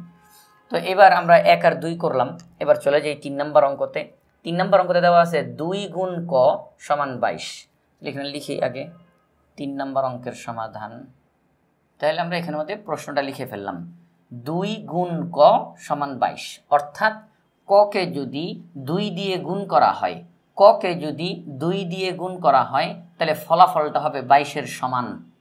কয়ের এমন একটা মান আছে, কয়ের এমন একটা মান আছে যাকে আমরা 2 দিয়ে গুণ দিলে ফলাফল গুণফল 22-এর সমান হবে। তো কয়ের মানটা কত? ঠিক আছে, আমরা করি, বা আমরা এখানে ককে একা রেখে দিব, ককে একা রেখে দিব। এবার কয়ের সাথে কি আছে 2, তাকে ওই সাইডে পাঠাইতে হবে, তাকে আমরা এই দিকে নিয়ে আসবো। কিন্তু আসার সময় চিহ্নটা কি হবে খেয়াল করেন, 2 এখানে কোন চিহ্নের সাথে লাগানো, 2 এখানে কোন চিহ্নের সাথে লাগানো? গুণ চিহ্ন। তাহলে 2 এখানে গুণ আকারে আছে। কি আকারে আছে? গুণ আকারে আছে। তাহলে এই যে 2 গুণ আকারে আছে, তাহলে আমরা যদি 2কে এই দিকে নিয়ে আসি তাহলে সেটা কি হয়ে যাবে? ভাগ হয়ে যাবে। 2 এখানে গুণ আকারে আছে, এই দিকে আসলে সেটা গুণের বিপরীত অর্থাৎ ভাগ হয়ে যাবে, ভাগ 2। অতএব ক সমান 22কে 2 দিয়ে ভাগ দিতে হবে। 22কে 2 দিয়ে ভাগ দিলে কত হয়? 11। 11 দুগুণে 22। 22কে যদি আমরা 2 দিয়ে ভাগ দিই তাহলে 11 হবে। তাহলে এই যে ক, এই কয়ের জায়গাতে যদি আমরা 11 বসাই তাহলে 2 গুণ 11, 2 গুণ 11, 11 দুগুণে 22-এর সমান হয়ে যাবে। তাহলে আমরা বলতে পারি অতএব নির্ণয় কয়ের মান 11। উত্তর 11। তাহলে আমরা এখানের মধ্যে আমাদের এই 3 নম্বর অঙ্কটার সমাধান করে ফেললাম। এবার আমরা চলে যাই 4 নম্বর অঙ্কে। 4 নম্বর অঙ্কে বলছে ক ভাগ 8 সমান 7, লিখে ফেলি এখানের মধ্যে। তাহলে আমরা বাক্যটা লিখলাম। তো কয়ের মান আমাদেরকে বের করতে হবে। কয়ের এমন একটা মান হবে, কয়ের এমন একটা মান হবে যাকে আমরা 8 দ্বারা ভাগ করলে ভাগফল 7-এর সমান হবে। কয়ের এমন একটা মান বের হবে যাকে আমরা 8 দ্বারা ভাগ করলে ভাগফল 7-এর সমান হবে। তো কয়ের মানটা কত আমরা বের করব। কি করব? ককে একা রাখবো, কয়ের সাথে যে আছে তাকে আমরা অন্যদিকে পাঠাবো। তাহলে এই যে কয়ের সাথে কি আছে? ভাগ 8। কি আছে? ভাগ 8। তাহলে এটাকে যখন আমরা এদিকে আসবো তাহলে ভাগ বিপরীত হয়ে কি হয়ে যাবে? গুণ। ভাগের বিপরীত গুণ, 8। অতএব ক সমান 7 8 56। আমরা পেয়ে গেলাম কয়ের মান 56। আমি যদি এখানে 56 বসাই আর তাকে যদি 8 দিয়ে ভাগ করি তাহলে ভাগফল 7 বেরোবে। 56কে 8 দিয়ে ভাগ করলে 7 বের হয়, 7 8 56। তাহলে আমরা বলতে পারি এখানের মধ্যে যে অতএব নির্ণয় কয়ের মান 56। উত্তর 56। তাইলে আমাদের এটা হচ্ছে 4 নম্বর অঙ্কের সমাধান হয়ে গেল। এবার আমরা 5 এবং 6 নম্বর অঙ্কের সমাধান করাবো। কিন্তু এখানে যেহেতু জায়গা কম, এখানে 2টা অঙ্কের সমাধান হবে না, এই জন্য আমরা 2টা অঙ্কের এরপরে আমরা এখন করাবো। তো আমরা এখন আমাদের 5 নম্বর প্রশ্নের সমাধান করি। 5 নম্বর প্রশ্নটা এখানে লিখে ফেলি। তাহলে আমরা এখানে লাইনটা লিখে ফেললাম, 7 গুণ ব্র্যাকেটের ভিতরে 8 যোগ ক সমান 63। এই অঙ্কটা 2 রকমভাবে করা যাবে, কিন্তু আমরা চেষ্টা করব সহজ যেটা সেটা করার জন্য। আর যদি বলেন যে 2 রকমভাবে করে দেখান, 2 রকমভাবে আমরা করব। তো সেটা হচ্ছে দেখাই এখানের মধ্যে সহজটা যেটা, সেটা হচ্ছে এই যে ব্র্যাকেটের বাইরে আমরা দেখতেছি 7 গুণ আকারে আছে। 7 কি আকারে আছে আগে একটু খেয়াল করেন। ক কোন দিকে? সমান চিহ্নের বাম দিকে আছে ক, এই যে এই দিকে। তাহলে আমাদেরকে চেষ্টা করতে হবে আস্তে আস্তে আস্তে আস্তে এই বাম দিকের সবাইকে সরায় ফেলার জন্য শুধুমাত্র ক থাকবে, শুধুমাত্র ক থাকবে। আর কয়ের সাথে যারা যারা আছে তাদের সবাইকে সরায় ফেলতে হবে। আমরা সবার প্রথমে যে কাজটা করব, 7 এখানে গুণ আকারে আছে, ব্র্যাকেটের বাইরে 7 এখানে গুণ আকারে আছে। আমরা করব কি, এই যে 7 এখানে গুণ আকারে, 7কে আমরা সরায় ফেলবো, 7কে আমরা সরায় ফেলবো। তাহলে আমরা এখানে লিখব 8 যোগ ক সমান 7 এখানে গুণ আকারে। তাহলে 7 যদি এখন ওই দিকে যায়, এই দিকে আসে, তাহলে এই গুণ চিহ্নটা কী হয়ে যাবে? ভাগ 7 হয়ে গেল। লাইনটা এইরকম, 8 যোগ ক সমান 63 ভাগ 7। পরবর্তী লাইনে যাই। এবার 8 যোগ ক সমান 63কে 7 দিয়ে ভাগ করব, 63কে 7 দিয়ে ভাগ করব। 63কে 7 দিয়ে ভাগ করলে কত হয়? 7 নং 63 মানে 9 হয়। 63কে 7 দিয়ে ভাগ দিলে কত হয়? 9 হয়। পরবর্তী লাইন, এবার আমরা ককে একা রাখবো, কয়ের সাথে যে আছে 8 তাকে সরায় ফেলবো। 8 এখানে যোগ আকারে আছে, এদিকে আসলে বিয়োগ হয়ে যাবে, বিয়োগ 8। অতএব ক সমান 9 থেকে 8 বিয়োগ করলে কত হয়? 9 থেকে 8 বিয়োগ করলে হয় 1। তাহলে আমরা বলতে পারি ক এর মান হবে 1। তাহলে ক এর মান যদি 1 হয়, যদি আমরা এখানে 1 বসাই তাহলে কি হবে জানি, আমরা ব্র্যাকেটের কাজ আগে করি নর্মালি যখন অঙ্ক করি। তাহলে ক এর মান 1, তাহলে 8 যোগ 1 তাহলে কত হয়? 9। 7 গুণ 9 কত হয়? 7 নং 63। পুরো বাক্যটা সত্য হয়ে যাবে। এই ব্র্যাকেটের ভিতরের মানটা হবে 9, 7 গুণ 9 কত হয়? 63। তাহলে এই বাম দিকের মান হবে 63, ডান দিকেও 63, অঙ্ক সঠিক হয়ে গেল। তাহলে আমরা বলতে পারি অতএব নির্ণয় ক এর মান 1। তাহলে উত্তর 1। এটা হচ্ছে আমাদের অঙ্কটা করলাম, এটা হচ্ছে সহজ পদ্ধতিটা। আর যদি আরেকভাবে করি তো ওটা একেবারে বেশি কঠিন না, ওটা বেশি কঠিন না, কিন্তু ওটা একটু সময় লাগবে, হালকা একটু সময় লাগবে। সেটা কীরকম? সেটা হচ্ছে এই যে আমরা এখানে 7 গুণাকারে আছে, আমরা 7কে সরায় ফেললাম। কিন্তু আরেকভাবে যখন করা যায় ওখানের মধ্যে আমরা এই যে 7 গুণাকারে সেটা না করে আমি এখানের মধ্যে দেখাই দিই সরাসরি, ওইভাবে না বলে এখানে লিখি বিকল্প পদ্ধতি। আপনারা এই 2 রকম পদ্ধতির যে কোনো একটা আপনারা অনুসরণ করতে পারবেন, কোনো সমস্যা নাই। তবে এটাই তুলনামূলক বেশি সহজ। এটা 7 গুণ 8 যোগ ক সমান 63। পরবর্তী লাইনে গিয়ে যেই কাজটা করব, এই যে ব্র্যাকেটকে 7 দিয়ে গুণ করতে হবে, ব্র্যাকেটকে 7 দিয়ে গুণ করতে হবে। তাহলে আসেন 7 দিয়ে গুণ করি। তো একটা ব্র্যাকেটকে 7 দিয়ে গুণ করা মানে কি? ব্র্যাকেটের ভিতরে যারা যারা আছে সবাইকেই গুণ করা লাগবে। ব্র্যাকেটের ভিতরে যারা যারা আছে সবাইকে গুণ করতে হবে। তাহলে 7 দিয়ে 8কে গুণ করা লাগবে, 7 দিয়ে ককে গুণ করা লাগবে। তাহলে করি আমরা। 7 দিয়ে 8কে গুণ দিলে কত হয়? 7 8 56 যোগ চিহ্ন। 7 দিয়ে ককে গুণ দিলে কত হবে? 7 ক সমান 63। পরবর্তী লাইনে যাই। 7 ক এখানে থাকলো, এই যে 56 এখানে যোগ আকারে আছে, ওই সাইডে গেলে কী হবে? বিয়োগ 56। পরবর্তী লাইনে যাই। 7 ক সমান 63 থেকে 56 বিয়োগ করলে কত হয়? 56 বিয়োগ করলে হয় 7। পরবর্তী লাইনে যাই। ককে একা রাখবো।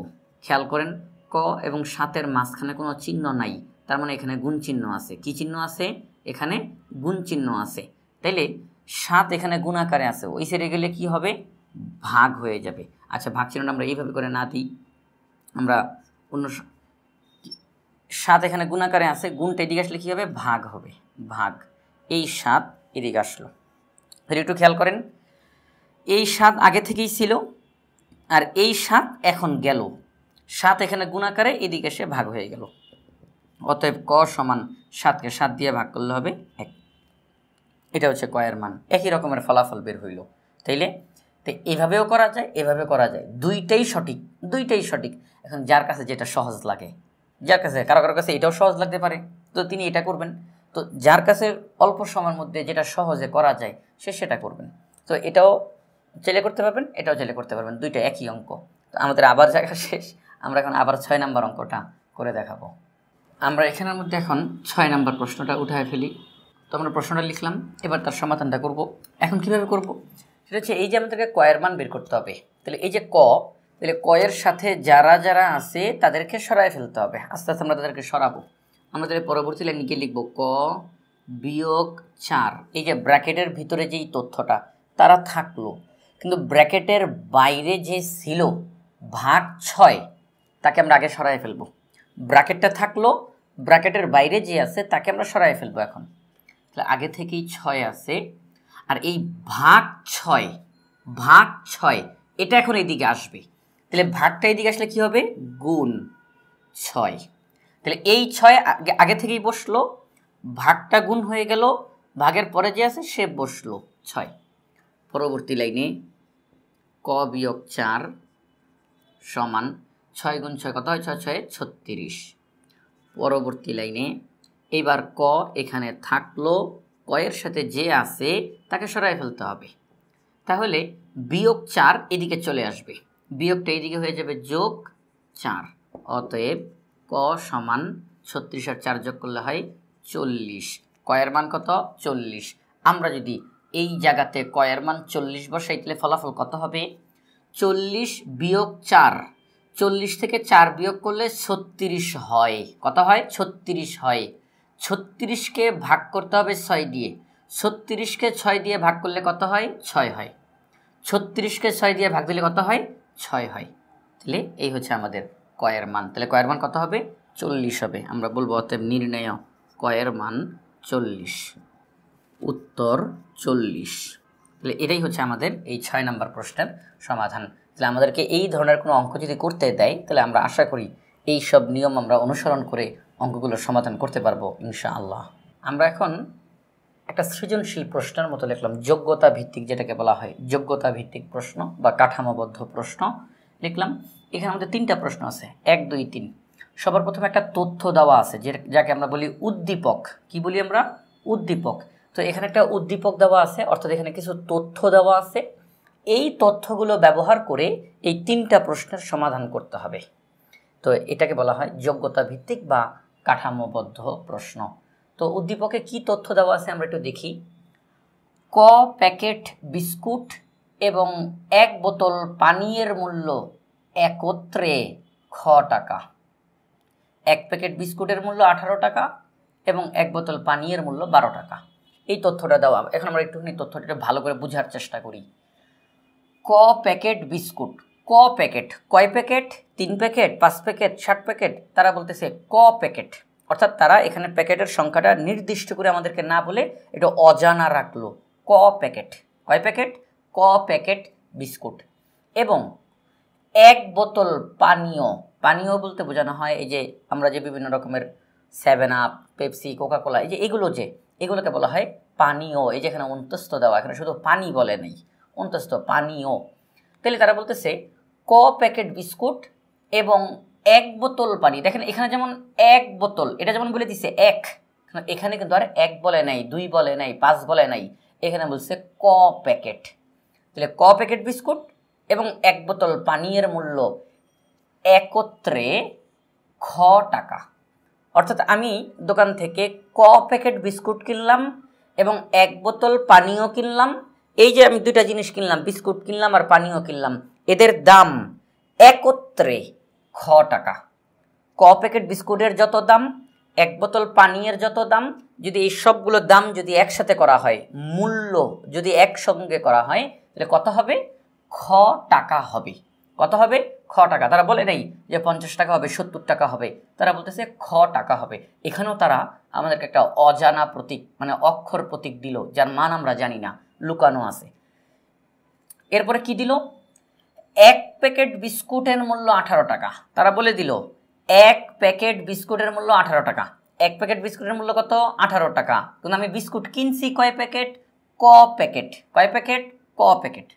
ঠিক আছে, তারা আমাদেরকে জানাইলো 1 প্যাকেট বিস্কুটের মূল্য 18 টাকা, 1 বোতল পানীয়ের মূল্য 12 টাকা। আমাদের এখানে কিন্তু বলা আছে যে আমি 1 বোতল পানীয় কিনছি, আবার এখানে দামটাও তারা বলে দিল যে 1 বোতল পানীয়ের মূল্য 12 টাকা। তার মানে আমি 12 টাকার পানীয় কিনছি, তাই না? 12 টাকার পানীয়, আমি তো 1 বোতলই কিনছি, তো 1 বোতল পানীয়ের মূল্য 12 টাকা, তার মানে আমি 12 টাকার পানীয় কিনছি। কিন্তু আমি বিস্কুট কিনছি কয় টাকার সেটা কিন্তু আমরা নির্দিষ্ট করে জানি না, কারণ 1 প্যাকেট বিস্কুটের মূল্য 18 টাকা, না আমি তো বিস্কুট কিনছি ক প্যাকেট, তাহলে ক প্যাকেট বিস্কুটের দাম কত হবে সেটা আমরা পরে জানবো। এবার আসি আমরা প্রশ্নতে চলে যাই। শেষ, এটা আমাদের উদ্দীপক মানে তথ্য। এবার প্রশ্ন, 1 নম্বর প্রশ্ন, ক এবং খ এর সম্পর্ক একটি গাণিতিক বাক্যের মাধ্যমে লেখো। তারা বলতেছে যে এই যে উদ্দীপকটা যে দেওয়া, তথ্যগুলো দেওয়া, এখানে কিন্তু আমরা 2টা অক্ষর প্রতীক দেখতে পাইছি, একটা হচ্ছে ক, একটা হচ্ছে খ। এই যে ক এবং খ, তো তারা বলতেছে ওই যে ক আর এই যে খ, এই ক এবং খ এর মধ্যে কি সম্পর্ক, এটা তোমরা একটা গাণিতিক বাক্যের মাধ্যমে লেখো। গাণিতিক বাক্য মানে কি? ওই যে আমরা অঙ্ক লেখার সময় যে লাইনগুলো লিখি, যেভাবে করে লিখি, যোগ বিয়োগ গুণ ভাগ সমান চিহ্ন, এই যে চিহ্নগুলো দিয়ে যখন লিখি, সংখ্যা দিয়ে লিখি, তো তোমরা ওইভাবে করে প্রকাশ করে দেখাও ক এবং খ এর মধ্যে কি সম্পর্ক, এটি একটি গাণিতিক বাক্যের মাধ্যমে লেখো। ঠিক আছে, আমরা এটা সমাধান করব। এবং খুব গুরুত্বপূর্ণ কথা হলো, আমরা যদি এই 1 নম্বর প্রশ্নটার যে আমরা এখন সমাধান করব, এটা যদি আমরা খুব ভালোভাবে বুঝে যাই, 2 আর 3 কোনো ব্যাপারই না আমাদের জন্য, একদম সহজ, একদম সহজ। এখানে মেইন অঙ্ক হচ্ছে 1 নম্বর অঙ্কটা। এই 1 নম্বর অঙ্কটা আমাদেরকে খুব ভালো করে বুঝতে হবে। এটা ক্লিয়ার? তো 2 নম্বর 3 নম্বর একদম সহজভাবে আমরা সবাই করে ফেলতে পারবো ইনশাআল্লাহ। তো 1 নম্বর অঙ্কটার সমাধান করি এখন। সমাধান 1। তো তো আমরা এখন সবার প্রথমে লিখব এক প্যাকেট বিস্কুটের মূল্য 18 টাকা লিখব, দেওয়া আছে। আমরা এখানে এক প্যাকেট বিস্কুটের মূল্য দেওয়া আছে, আর আমরা জানতে চাই ক প্যাকেট বিস্কুটের মূল্য, ক প্যাকেট বিস্কুটের মূল্যটা জানতে চাই। তাহলে আমরা লিখব এক প্যাকেট বিস্কুটের মূল্য 18 টাকা। তাহলে এক প্যাকেট বিস্কুটের মূল্য লিখলাম। এবার আমরা বের করব, অতএব ক প্যাকেট বিস্কুটের মূল্য কত হবে। এক প্যাকেট বিস্কুটের মূল্য যত হবে, ক প্যাকেট বিস্কুটের মূল্য কত হবে। এক প্যাকেট বিস্কুটের মূল্য যত, তাকে আমরা গুণ করব ক দ্বারা, ব্যাস বের হয়ে গেল। আমি একটু সহজে বলি, এক প্যাকেট বিস্কুটের মূল্য 18 টাকা। এখন আমি যদি 3 প্যাকেট বিস্কুট কিনি, কয় প্যাকেট? 3 প্যাকেট বিস্কুট কিনি, তাহলে আমি 3 প্যাকেট বিস্কুটের দামটা বের করব কিভাবে? এক প্যাকেট বিস্কুটের দাম 18 টাকা, তা আমি তো কিনলাম 3 প্যাকেট, তাহলে 18কে 3 দিয়ে গুণ দিলে 3 প্যাকেট বিস্কুটের দাম বের হয়ে যাবে। আমি যদি 5 প্যাকেট বিস্কুট কিনি, এক প্যাকেট বিস্কুটের দাম 18 টাকা, তা আমি তো কিনছি 5 প্যাকেট, তাহলে 18 গুণ 5, 5 প্যাকেট বিস্কুটের দাম বের হয়ে যাবে। তো এখন এখানে তারা দিছে ক প্যাকেট, ক, তাহলে এক প্যাকেট বিস্কুটের মূল্য 18 টাকা, তাহলে ক প্যাকেট বিস্কুটের মূল্য কত হবে? এক প্যাকেটের যেই দাম গুণ ক। এখন এই কয়ের মান যদি 2 হয় 2 বসবে, কয়ের মান যদি 5 হয় 5 বসবে, ফলাফল বের হয়ে যাবে। এটাই আমাদের ক প্যাকেট বিস্কুটের মূল্য, এটা 18 গুণ ক। ক প্যাকেট বিস্কুটের মূল্য কত? 18 গুণ ক। আমরা যখনই বলবো ক প্যাকেট বিস্কুটের মূল্য, তখনই বলবো 18 গুণ ক, 18 গুণ ক টাকা। ঠিক আছে, এটা হয়ে গেল। এরপরে আমরা লিখব এক বোতল পানীয়ের মূল্য 12 টাকা। ঠিক আছে, আমরা এই তথ্যগুলো লিখে ফেললাম। এবার আমরা আমাদের আসল কাজটা করব। অতএব প্রশ্নটা লিখে ফেলি, ক এবং খ এর মধ্যকার সম্পর্ক একটি গাণিতিক বাক্যের মাধ্যমে লিখলে হয়। তাহলে আমরা এই পুরো বাংলা লাইনটা লিখে ফেললাম, ক এবং খ এর সম্পর্ক একটি গাণিতিক বাক্যের মাধ্যমে লিখলে হয়। কি হবে এবার আমরা একটু দেখি। আমরা বিস্কুট কিনছি কয় টাকার? 18 গুণ ক টাকার, 18 গুণ ক টাকার। আমরা পানীয় কিনছি কয় টাকার? পানীয়, ওই যে 7 আপ, কোকাকোলা, পেপসি, ওগুলো কয় টাকার কিনলাম? 12 টাকার। কারণ আমরা কিন্তু এক বোতল পানীয় কিনছি, এই যে বলা আছে আমরা কয় বোতল পানীয় কিনছি? এক বোতল পানীয়। তাহলে এক বোতল পানীয়ের মূল্য 12 টাকা। এখন আমি যখন দোকানে টাকাটা দিব, কিভাবে দিব? ক প্যাকেট বিস্কুটের দাম এবং এক বোতল পানীয়ের দাম একসাথে করলে যত হয় আমি তো ততই দিব, তাই না? নাকি আমি শুধু ওই যে বিস্কুটের দাম দিয়া এই পানীয়ের দাম দিলাম না, এরকম হবে না? আমাকে তো দুইটার দামই দিতে হবে, বিস্কুটের দামও দিতে হবে, পানীয়ের দামও দিতে হবে। তাহলে ক প্যাকেট বিস্কুটের দাম, এক বোতল পানীয়ের দাম একসাথে করলে যত হয় আমি দোকানদারকে তত দিব। কত দিব? এটা আমার উদ্দীপকে বলা আছে, আমি খ টাকা দিব। কয় টাকা দিব? খ টাকা। কারণ তারা বলেই দিছে ক প্যাকেট বিস্কুট এবং এক বোতল পানীয়ের মূল্য একত্রে। একত্রে মানে কি? একসাথে। ক প্যাকেট বিস্কুটের মূল্য যত হয়, এক বোতল পানীয়ের মূল্য যত হয়, একসাথে করলে খ টাকা হবে। কয় টাকা হবে? খ টাকা। তাহলে আমি ক প্যাকেট বিস্কুটের মূল্য, এক বোতল পানীয়ের মূল্য একত্র করলে, এই যে যোগ, যোগ চিহ্ন, একত্র, একসাথে করা, যোগ করলে খ টাকার সমান হয়। খ টাকার সমান হয়। এটাই হচ্ছে ক এবং খ এর সম্পর্ক। দেখেন আমরা এই যে পুরা তথ্যটা দেওয়া, কত বাংলা কথা লেখা আছে, এই সম্পূর্ণ বাংলা কথাটাকে যখন, এই তথ্যটাকে যখন গাণিতিক বাক্য মানে গণিতের ভাষায় যখন আমরা প্রকাশ করলাম, তখন এই লাইনটা তৈরি হলো, 18 গুণ ক যোগ 12 সমান খ। এই লাইনটা দ্বারা, জাস্ট এই একটা লাইন দ্বারা এই পুরা তথ্যটাকে বোঝানো হইতেছে, সম্পূর্ণ তথ্যটাকে এখানে প্রকাশ করা হয়েছে। 18 গুণ ক দ্বারা কি বোঝায়? ক প্যাকেট বিস্কুটের দাম। 12 দ্বারা কি বোঝায়? এক বোতল পানীয়ের দাম। এদেরকে একত্র করা হইল, কত হবে? খ টাকার সমান হবে। ব্যাস, এটাই আমাদের ফলাফল। তাহলে এক প্যাকেট বিস্কুটের মূল্য যত, ক প্যাকেট বিস্কুটের মূল্য এক প্যাকেটের দামকে ক দিয়ে গুণ দিলেই বের হয়ে যাবে 18 গুণ ক। এক বোতল পানীয়ের মূল্য 12, একসাথে করলে খ টাকা। এটাই হচ্ছে আমাদের সমাধান। আমরা এখানে লিখে দিতে পারি যে উত্তর 18 গুণ ক যোগ 12 সমান খ। আমাদেরকে কিন্তু তারা এটা সমাধান করতে বলে নাই, আমাদেরকে তারা বলছে তোমরা শুধু ক ক এবং খ এর মধ্যে কি সম্পর্ক আছে এটা তোমরা একটু দেখাও। এই যে আমরা সম্পর্ক দেখাইলাম যে ক 18-র সাথে গুণাকারে আছে, তার সাথে 12 যোগ হবে, তাহলে একত্র হয়ে খ হবে। এটাই হচ্ছে তাদের মধ্যে সম্পর্ক। তাহলে আমাদের এই 1 নম্বর প্রশ্নের সমাধান করলাম। এবার আমরা 2 এবং 3-এর সমাধান করব। আমরা এখন আমাদের 2 নম্বর প্রশ্নের সমাধান করি। আমাদের 2 নম্বর প্রশ্নে বলা হয়েছে খ এর মান নির্ণয় করো যখন ক সমান 10। যখন ক সমান 10, তার মানে এখানে একটা জিনিস খেয়াল করেন, আমরা এতক্ষণ পর্যন্ত ক এর মানও জানতাম না, খ এর মানও জানতাম না, কিন্তু এখন তারা ক এর মানটা বলে দিল আমাদেরকে যে ক এর মান যদি 10 হয়, ক এর মান যদি 10 হয় তাহলে তোমরা খ এর মানটা বের করো, তাহলে তোমরা খ এর মানটা বের করো। তো আমরা একদম সহজ একটা অঙ্ক, আমরা এখন সমাধান করি। 2 নম্বর প্রশ্নের সমাধান সবার প্রথমে লিখব, দেওয়া আছে। তো আমাদের প্রশ্নতে কি তথ্য দেওয়া আছে? ক সমান 10। এবার আমরা লিখব 1 নং হতে প্রাপ্ত অথবা 1 নং হতে পাই, যে যেটা লেখেন কোনো সমস্যা নাই। 1 নং হতে প্রাপ্ত মানে 1 নম্বর অঙ্কতে আমরা কি পাইছিলাম? 1 নম্বর অঙ্কতে আমরা পাইছিলাম এরকম যে 18 গুণ ক যোগ 12 সমান খ, এইটা আমরা 1 নম্বর অঙ্কতে পাইছি।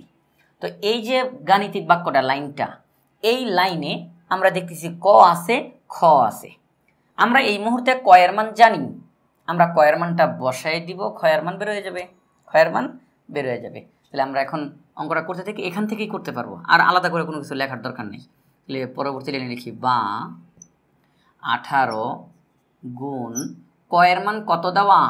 10, বসাই দিলাম ক এর মান, যোগ 12 সমান খ। পাশে একটু নিয়ে ব্র্যাকেট একটু লিখে দিতে পারি, যেহেতু এই যে এটা হচ্ছে যেহেতু চিহ্ন, যেহেতু ক সমান 10। এই যে আমরা যে এখানে 10 লিখলাম, কেন লিখলাম আর পাশেও কারণটা লিখে দিলাম যে ক সমান 10, এই জন্য এখানে 10 লিখছি, ক আর লিখি নাই, ক এর বদলে 10 লিখে দিলাম। পরের লাইনে যাই, পরের লাইনে গিয়ে কত হবে? 18 গুণ 10, 18কে 10 দিয়ে গুণ দিলে হবে 180, কত হবে? 180 যোগ 12 সমান খ, বা 180 সাথে 12 যোগ করলে হয় 192 সমান খ। আর আমরা সব সময় চেষ্টা করব যার মান বের করব তাকে একটু বাম দিকে রাখার জন্য, এটা সব সময় চেষ্টা করব আমরা, যার মান বের করব তাকে বাম দিকে রাখার জন্য। আমরা লিখতে পারি অতএব খ সমান 192। এখানে কি লেখা আছে? 192 সমান খ, তাহলে খ সমান 192, একই তো, ব্যাস হয়ে গেল। তাহলে আমাদেরকে তারা বলছে যে ক এর মান যদি 10 হয় তাহলে খ এর মান কত? খ এর মান 192। এখানে এই যে খ এর মান যে 192 বের হইছে, এটা কিন্তু ক এর সাথে সম্পর্ক। ক এর মান 10 হইছে, এই জন্য খ এর মান 192 হইছে। ক এর মান যদি অন্য কোনো কিছু হয়, খ এর মানও অন্য কোনো কিছু হবে, কারণ এই মানটা ক এর সাথে সংযুক্ত, ক এর মানের উপরে নির্ভর করতেছে। তো আমাদেরকে তারা বলছে ক এর মান যদি 10 হয় তাহলে খ এর মান বের করো, ব্যাস আমরা করে দিলাম। ক এর মান 10, ওই হিসাবে খ এর মান 192। আমরা লিখব যে অতএব নির্ণেয় খ এর মান 192। তাহলে উত্তর 192। এটি হচ্ছে আমাদের এই অঙ্কের সমাধান। একদম সহজ না? একদম সহজ। আমরা এই জন্যই বলছিলাম যে 1 নম্বর অঙ্কটা যদি আমরা ক্লিয়ার হয়ে যাই, 2 আর 3 সহজ। এই যে 2 নম্বর অঙ্কটা করলাম, হুবহু এটার মতো করে 3 নম্বর অঙ্কটা। 3 নম্বর অঙ্কে কি বলছে?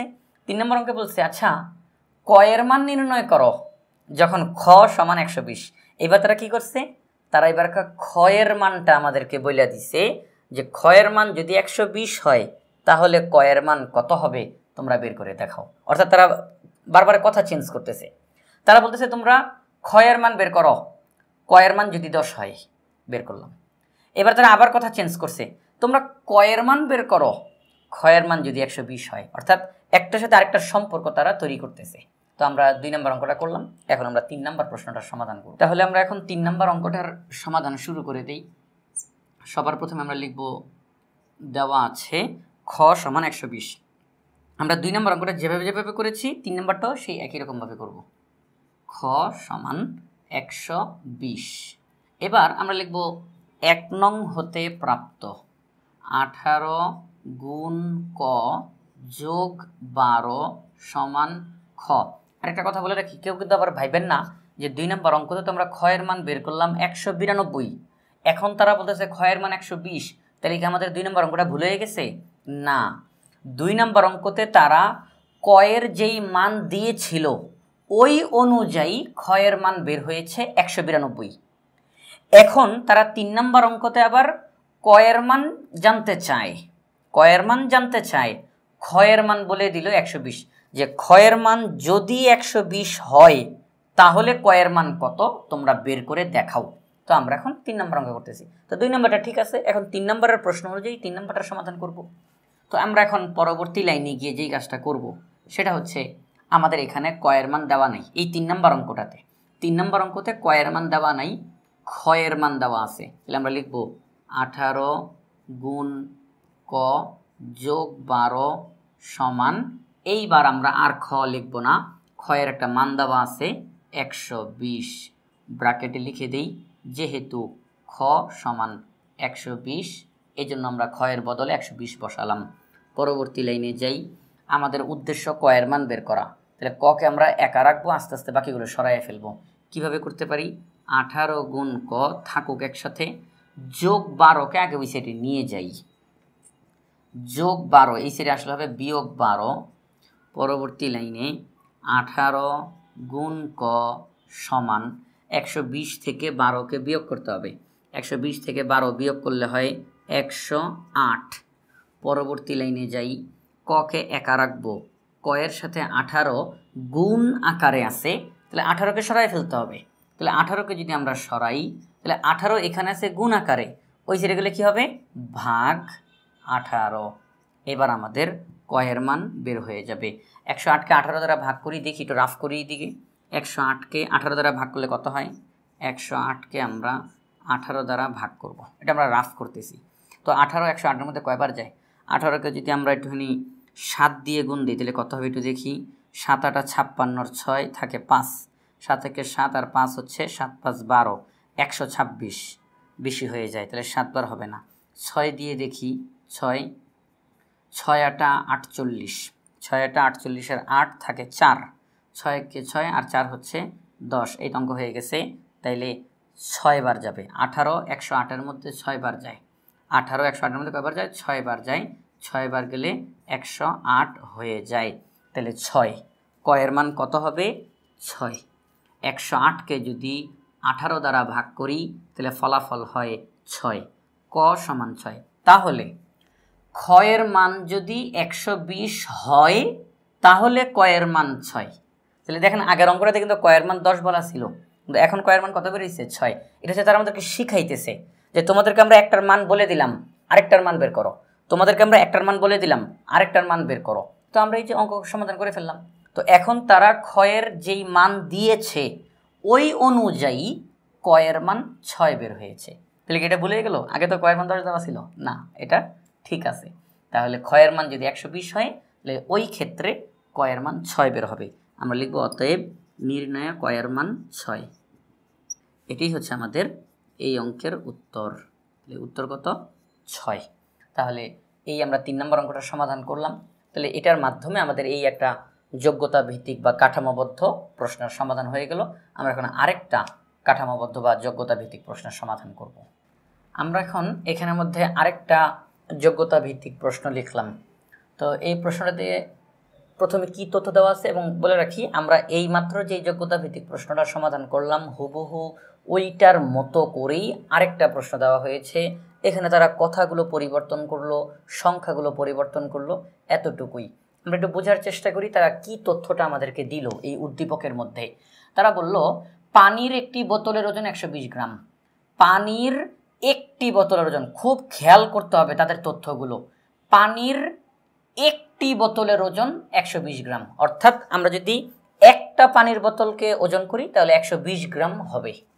তারপরে বলল মিনা 50 গ্রাম ওজনের একটা ব্যাগের, 50 গ্রাম ওজনের একটা ব্যাগের মধ্যে কিছু সংখ্যক পানির বোতল রাখলো। তার মানে একটা ব্যাগ 50 গ্রাম, একটা ব্যাগ কয় গ্রাম? 50 গ্রাম। তো মিনা নামের একজন ব্যক্তি তিনি 50 গ্রাম ওজনের একটা ব্যাগ নিলেন। ওই ব্যাগের ভিতরে 120 গ্রাম ওজনের কয়েকটা বোতল রাখলেন। কয়েকটা বোতল রাখলেন। এটা আমাদেরকে তারা বলল যে মিনা 50 গ্রাম ওজনের একটা ব্যাগের মধ্যে কিছু সংখ্যক পানির বোতল রাখলো। কয়টা? 5টা পানির বোতল, 7টা পানির বোতল, এটা তারা বলে নাই। তারা বলছে কিছু সংখ্যক পানির বোতল রাখলো ওই ব্যাগের ভিতরে। ব্যাগটার ওজন কয় গ্রাম? 50 গ্রাম। এক একটা বোতলের ওজন কয় গ্রাম? 120 গ্রাম। তাহলে 50 গ্রাম ওজনের একটাই ব্যাগ, ওই ব্যাগের ভিতরে 120 গ্রাম ওজনের কয়েকটা বোতল রাখা হইল। এবার কি বললো তারা? বোতলের সংখ্যাকে ক দ্বারা এবং পানির বোতলগুলোর ওজন ও ব্যাগের ওজনের যোগফলকে খ দ্বারা প্রকাশ করা হলো। এবার তারা কথাটা একটু ক্লিয়ার করলো। কিরকম ক্লিয়ার করলো? বোতলের সংখ্যাকে দ্বারা তারা ক দ্বারা প্রকাশ করছে। বোতলের সংখ্যা অর্থাৎ আমরা যদি বলি যে সেখানে 5টা বোতল, সেখানে 9টা বোতল, সেখানে 13টা বোতল, এই যে কয়টা বোতল, তারা বলল আমরা বোতলের সংখ্যাকে ক দ্বারা প্রকাশ করব। বোতলের সংখ্যা কি দ্বারা প্রকাশ করব? ক দ্বারা। ওই যে আগের অঙ্কটাতে বলা ছিল ক packet biscuit, 5 packet biscuit, 7 packet biscuit, তারা সেটাকে কিভাবে প্রকাশ করছে? ক প্যাকেট বিস্কুট। আর এই অঙ্কটাতে তারা বলল পানির বোতল কয়টা? 5টা, 7টা, তারা এটাকে প্রকাশ করলো ক দ্বারা। সেখানে পানির বোতল কয়টা? ক টি। কয়টি পানির বোতল? ক টি পানির বোতল। তাহলে একটি পানির বোতলের ওজন 120 গ্রাম। কটি পানির বোতলের ওজন কত হবে সেটা আমরা পরে দেখব। এবার এটা গেল একটা তথ্য। এবার আরেকটা তথ্য দিল তারা, পানির বোতলগুলোর ওজন, মানে অনেকগুলো পানির বোতল না, পানির বোতল তো অনেকগুলা, এই যে অনেকগুলো পানির বোতল, এই সবগুলো পানির বোতলের ওজন এবং ওই যে একটা ব্যাগ, ওই ব্যাগের ওজন, এই দুইটা জিনিসকে যদি আমরা একসাথে করি, এই যে যোগফল একসাথে করি, তাহলে যোগফলটা কত হবে? খ হবে। কত হবে? খ। আগের অঙ্কটার মতো ক প্যাকেট বিস্কুট এবং 1 বোতল পানির মূল্য একত্রে খ টাকা। এখানের মধ্যে তারা বলল যেই কয়টা পানির বোতল আছে সবগুলো পানির বোতলের ওজন এবং ব্যাগের ওজন যোগফল একসাথে করো, যোগফল কত হবে? খ হবে। খ দ্বারা প্রকাশ করা হলো। তাহলে আমরা আশা করি তথ্যটা বুঝে গেলাম। তাহলে একটি পানির বোতলের ওজন 120 গ্রাম। পানির বোতল কয়টা? ক টি। একটি ব্যাগের ওজন 50 গ্রাম। পানির বোতলগুলোর ওজন এবং ব্যাগের ওজন একসাথে করলে খ হয়। এবার আসেন আমরা প্রশ্নতে চলে যাই। 1 নম্বর প্রশ্ন, ক এবং খ এর সম্পর্ক একটি গাণিতিক বাক্যের মাধ্যমে লেখো। এই যে উদ্দীপকের মধ্যে ক এবং খ দেওয়া আছে, এদের মধ্যে কি সম্পর্ক এটা তোমরা গাণিতিক বাক্যের মাধ্যমে লেখো। আশা করি আপনারা সবাই বুঝে গেছেন, কারণ এই মাত্রই আমরা প্রশ্নটা সমাধান করলাম। তাহলে আমরা এখানে লিখি সমাধান 1। সবার প্রথমে আমরা লিখব, দেওয়া আছে একটি পানির বোতলের ওজন 120 গ্রাম। কয় গ্রাম? 120 গ্রাম। এখন পানির বোতল কয়টা? পানির বোতল ক। পানির বোতল কয়টা? কটি। তাহলে কটি পানির বোতলের ওজন। তাহলে কটি পানির বোতলের ওজন কত হবে? একটা পানির বোতলের ওজন যত হবে, একটি পানির বোতলের ওজন যত হবে, আমরা তাকে গুণ করব যতটা বোতল তত দিয়ে। একটা পানির বোতলের ওজন যদি 120 গ্রাম হয়, আর আমি যদি জানতে চাই দুইটা পানির বোতল কত গ্রাম, তাহলে 120কে 2 দিয়ে গুণ দিব। একটা পানির বোতল যদি 120 গ্রাম হয়, আমি যদি জানতে চাই 5টা পানির বোতল কত গ্রাম, তাহলে 120কে 5 দিয়ে গুণ দিব। তাহলে পানির বোতল ক। তাহলে আমরা বলবো একটি পানির বোতলের ওজন যত, তাকে গুণ করব পানির বোতল যতটা।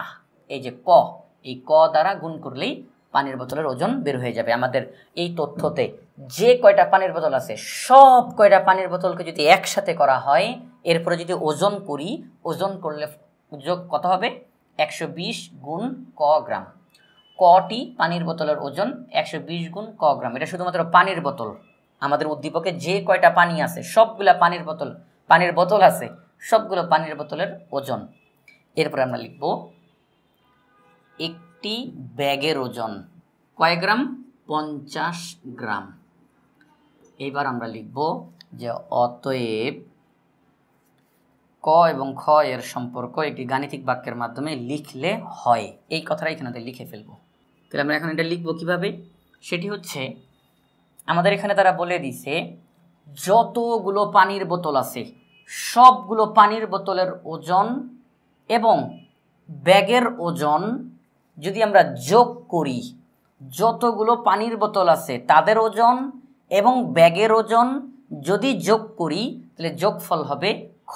তাহলে আমরা লিখবো এখানের মধ্যে যতগুলো পানির বোতল আছে তাদের ওজন কত, 120 গুণ ক।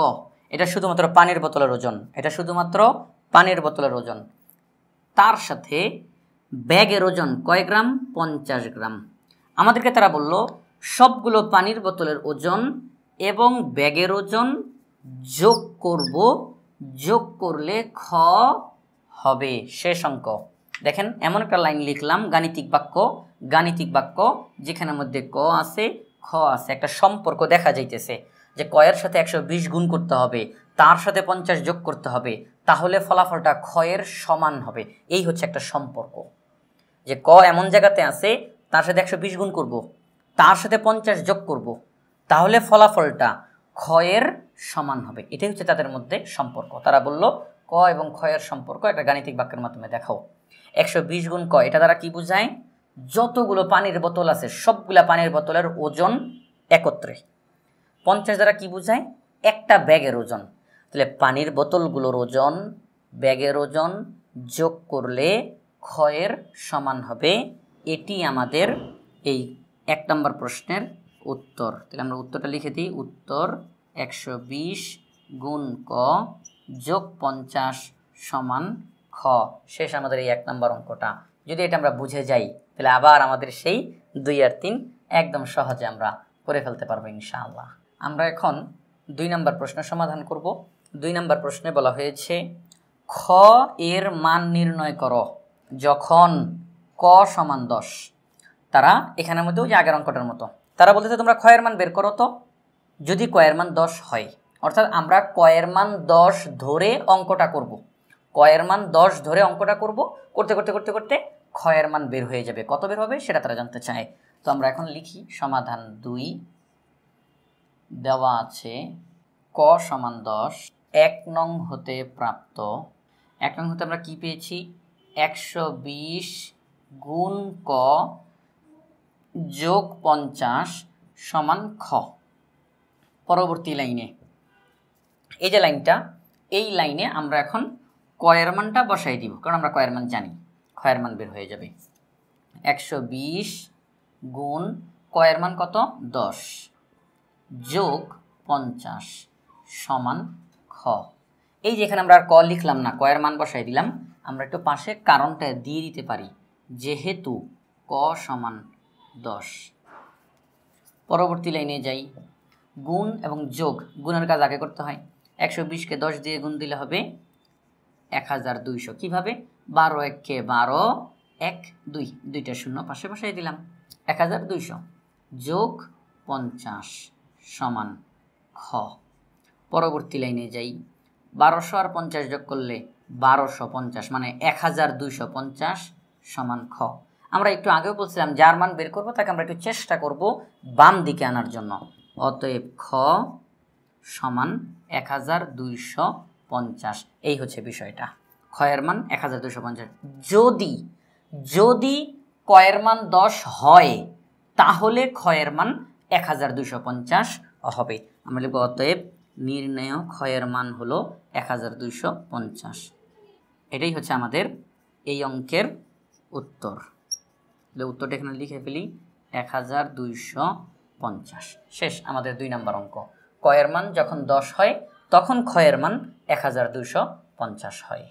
আমরা এখন 3 নম্বর প্রশ্নের সমাধান করব। আমাদের 3 নম্বর প্রশ্নে বলছে ক এর মান নির্ণয় করো যখন খ সমান 770। তারা এবারকার খ এর কথা তারা বলল যে যদি খ এর মান 770 হয় তাহলে ক এর মান কত হবে বলো তো, বের করো। করবো আমরা এখন, করে ফেলি।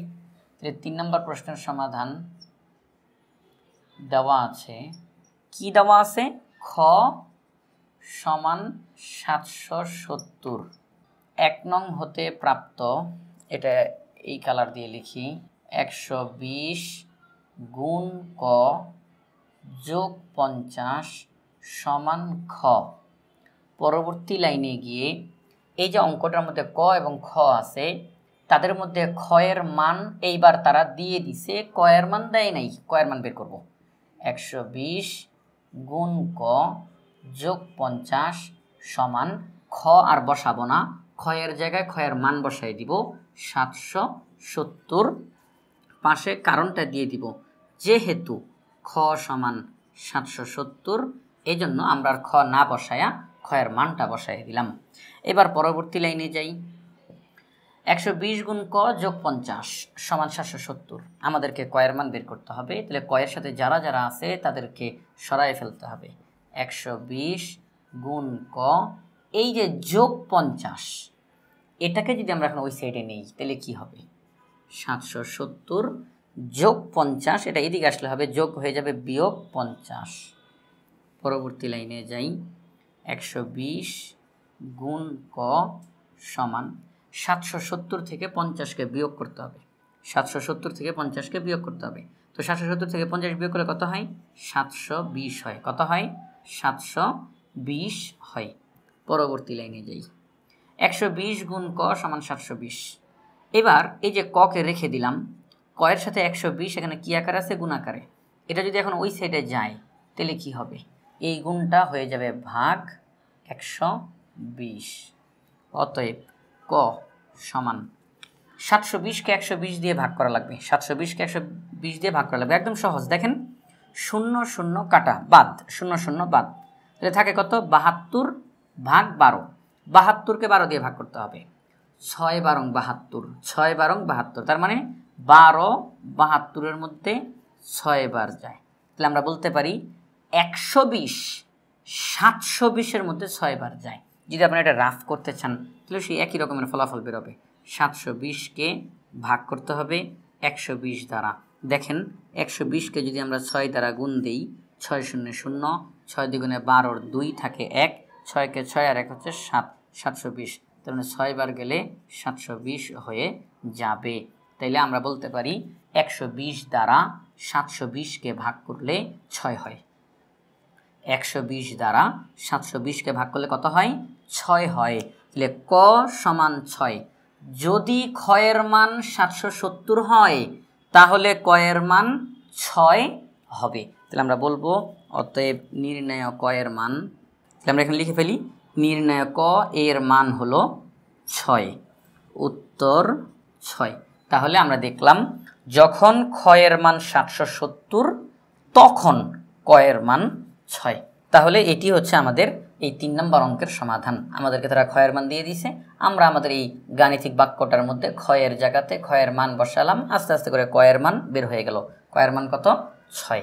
তাহলে এটার মাধ্যমে আমাদের এই 3 নম্বর প্রশ্নটারও সমাধান হয়ে গেল। তাহলে আমরা আরও একটা যোগ্যতা ভিত্তিক প্রশ্নের সমাধান করে ফেললাম। আশা করি আজকের পর্বটি আপনাদের ভালো লেগেছে। পরবর্তী পর্ব দেখার আমন্ত্রণ জানিয়ে আজকের মতো এখানেই বিদায় নিচ্ছি। আসসালামু আলাইকুম।